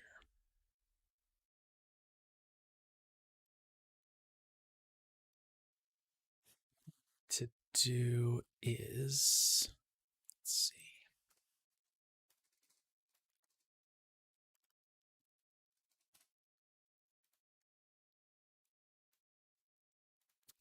Believe if I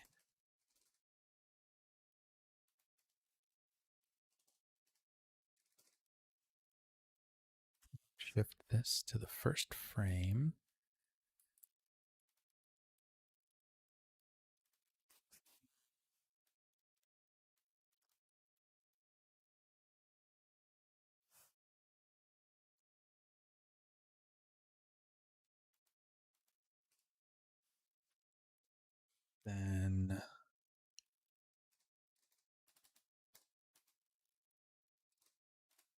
do this. Can't remember if this will work or not.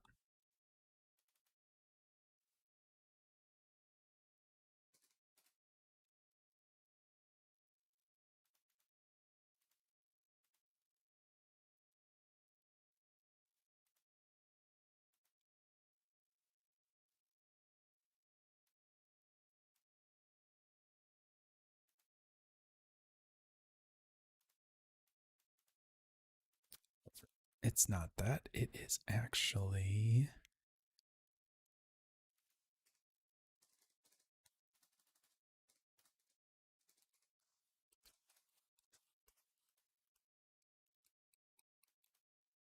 Go. I look at the quick shade. Great.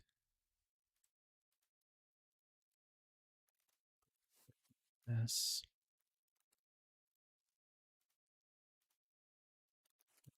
Vertices. So let's take a look at that.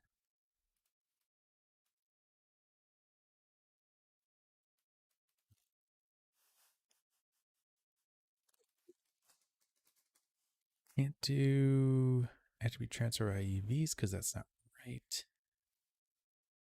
What's this guy gonna do? Is this a special one? Is this gonna do something fun for me? No. All right. So what I can do should be pretty straightforward. I'll do a text pop.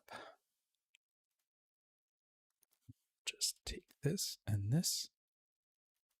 The vertice number shouldn't be changing. And I should be able to just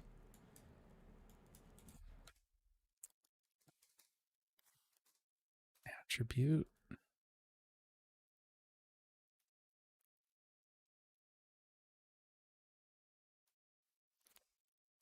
class vertex UV second input 3 export, set that to UV, bring this over.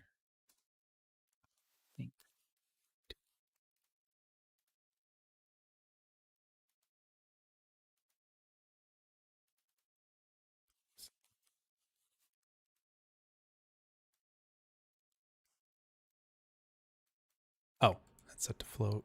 Should be set to vector. Is it a vector? Or is it a vector 2? That's, yeah. It's a vector 3.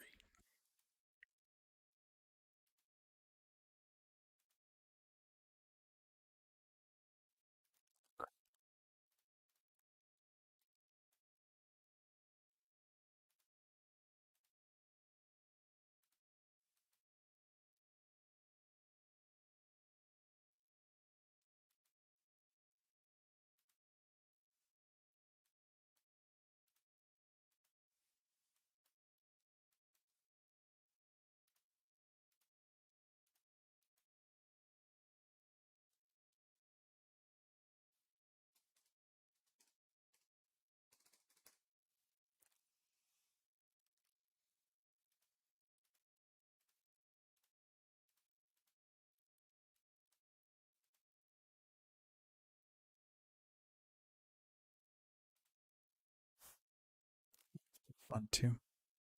It's the QLib version. All right.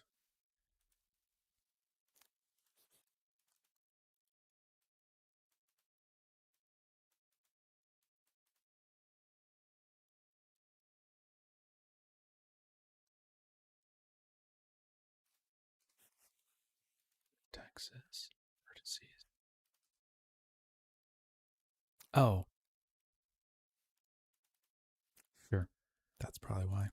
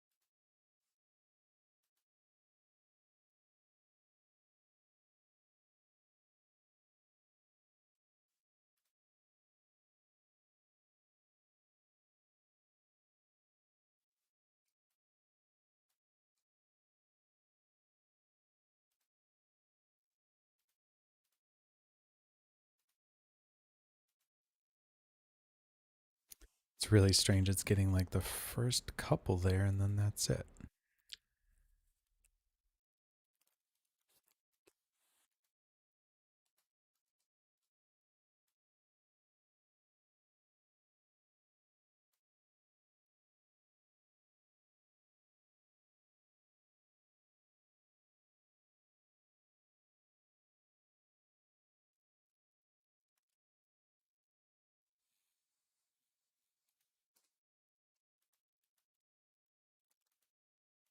Well, let's try this instead. Let's do as a point attribute.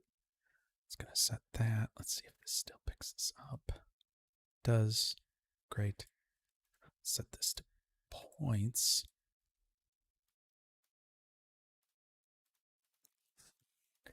But if we do this, just oh, did I have that backward?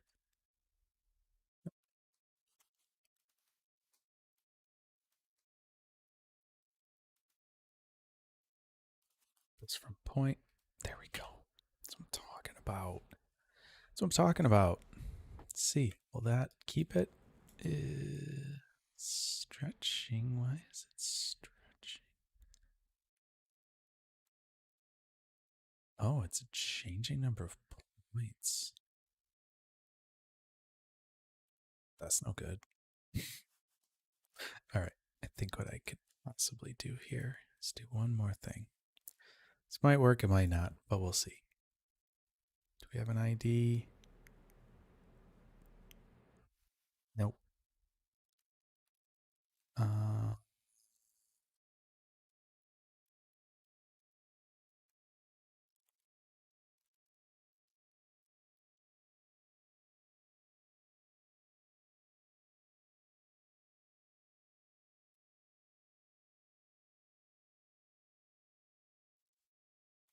Nope.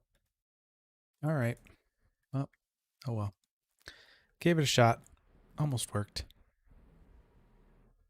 I'm sure I could make that work, but I'm really surprised that this has got a changing number of points in it.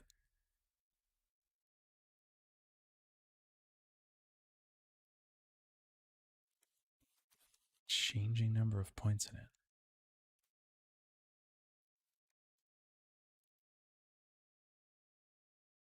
Maybe something is like being removed. Maybe the weld's breaking. Not sure. Not sure about that.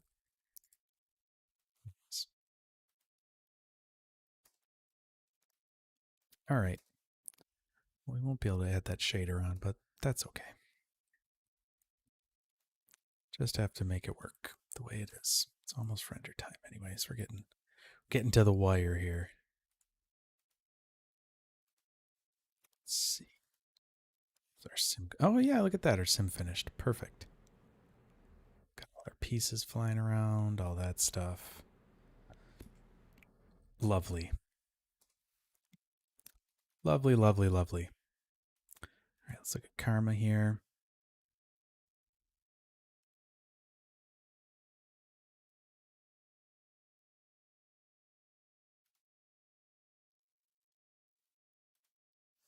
Let's actually go in here to this cloth. I'm going to disable this because I don't think that's actually doing anything for us. Let's go to surface and let's just adjust this a little bit here. Maybe make it just a little darker. Oh, you know what? This isn't going to actually help us at all because that's the way that karma is for XPU. All right, let's take the exposure down maybe a little bit on this.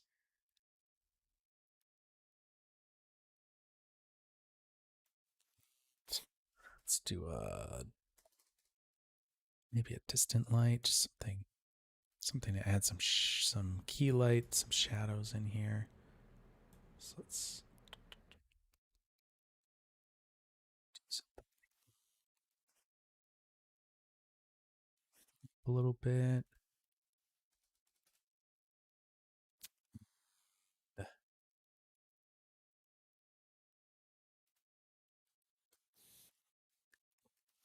Shadow, right?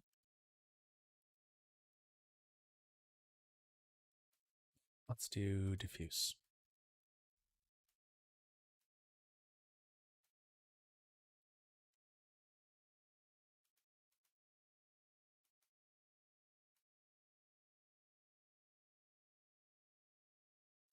This is the lighting tools that are in here now. In Solaris, we can use this to kind of set where we want our diffuse contribution to be. I'm also going to change the angle, which basically means how big that distance source is. So we're going to make that a bigger distance source here. So let's do like, I don't know, 5 degrees. That'll give us a nice soft thing going on there. Let's go back up one more time here. Render ground. I'm going to put a project, UV project on that. So we've got UVs on it. Initialize to best fit. Great. Should be good. Go back into Solaris here. All right. So for that, I want to have the ground material. What do we want to do for the ground here? Let's see. What did we? I found these fabrics, but that's not what we want. Let's see. Got anything interesting? No.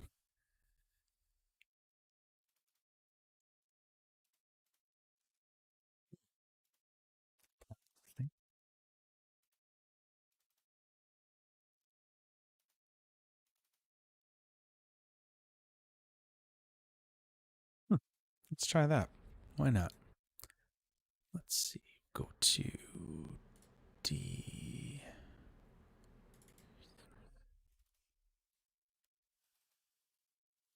I did the exact same thing. Pavers, pavement, diffuse, accept. Should take a second to load that in. And if all went as planned, should have some color in the back there. There we go.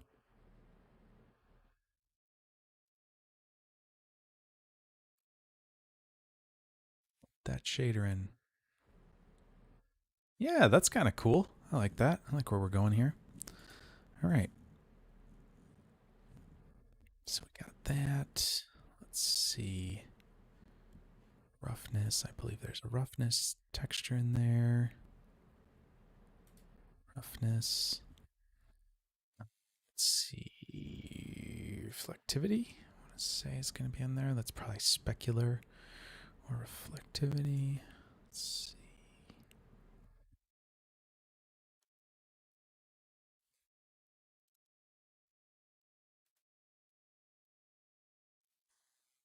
It also have here as well.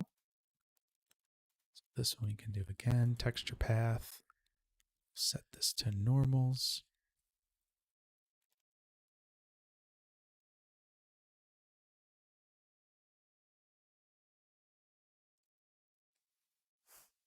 Go for a second. Let it process that into memory. I believe is what it's doing. There we go. Looking good. Probably a little too big. Too big on that the normal.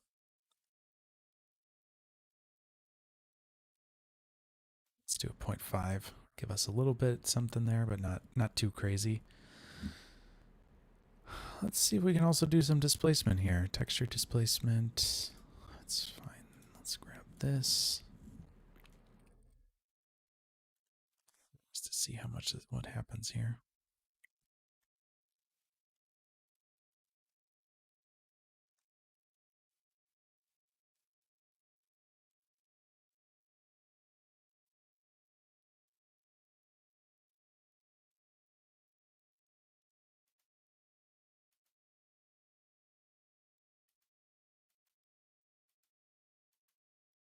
Oh, doesn't really look like much. We'll leave it like that.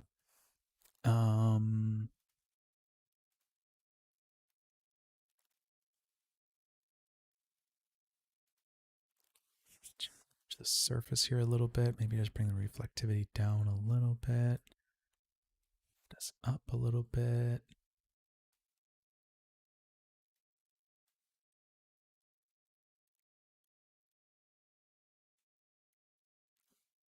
Pretty good. Cool. Cloth. Let's just double check what we got going on here. Sheen.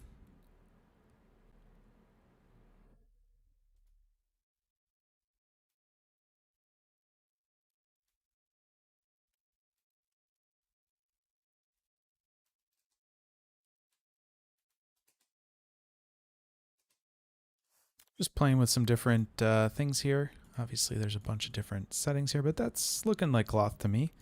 So I like where that's going. Let's go back to frame 0 here. We've got just our very flat color. Hopefully that'll get it much more interesting pretty quickly here. And it does. Definitely gets quite a bit more interesting.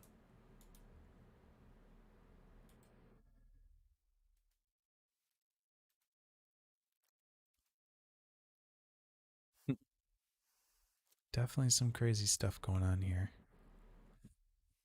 Cool. So, right.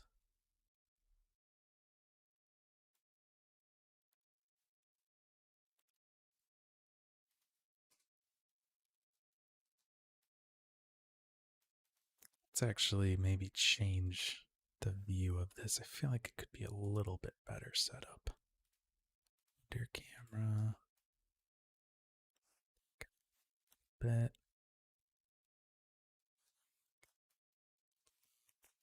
Get us at the end.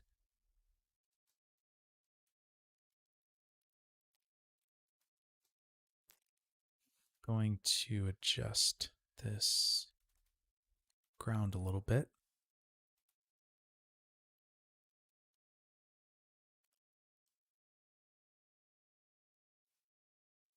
Great.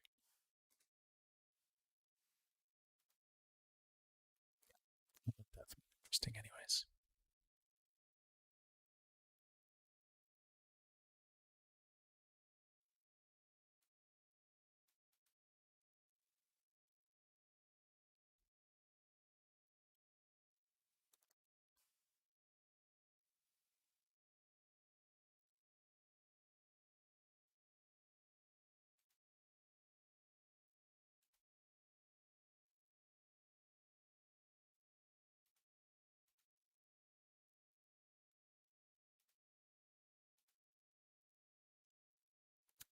Oh, there we go. I wasn't even in the right camera. Oops. Whoops. It was seeming like we're a little close to it.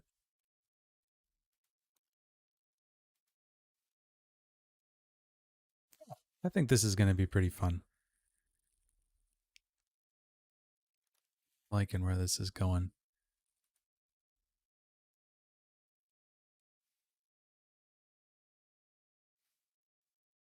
All right. Well, hopefully that is something interesting for you. I'm going to sign off here and get my computer to be rendering away. Thanks so much for joining me on Houdini Hangout tonight. Hopefully you got something out of this. Hopefully you're working along with the Mardini prompts for this year. Like I said, it's a little different than last year, so it kind of gives you a different way to look at everything. And yeah, good luck with any of your submissions that you might be making. And hopefully I'll see you tomorrow, next week. Who knows? But hopefully see you soon. Thanks so much for joining me, and have a great night. See ya.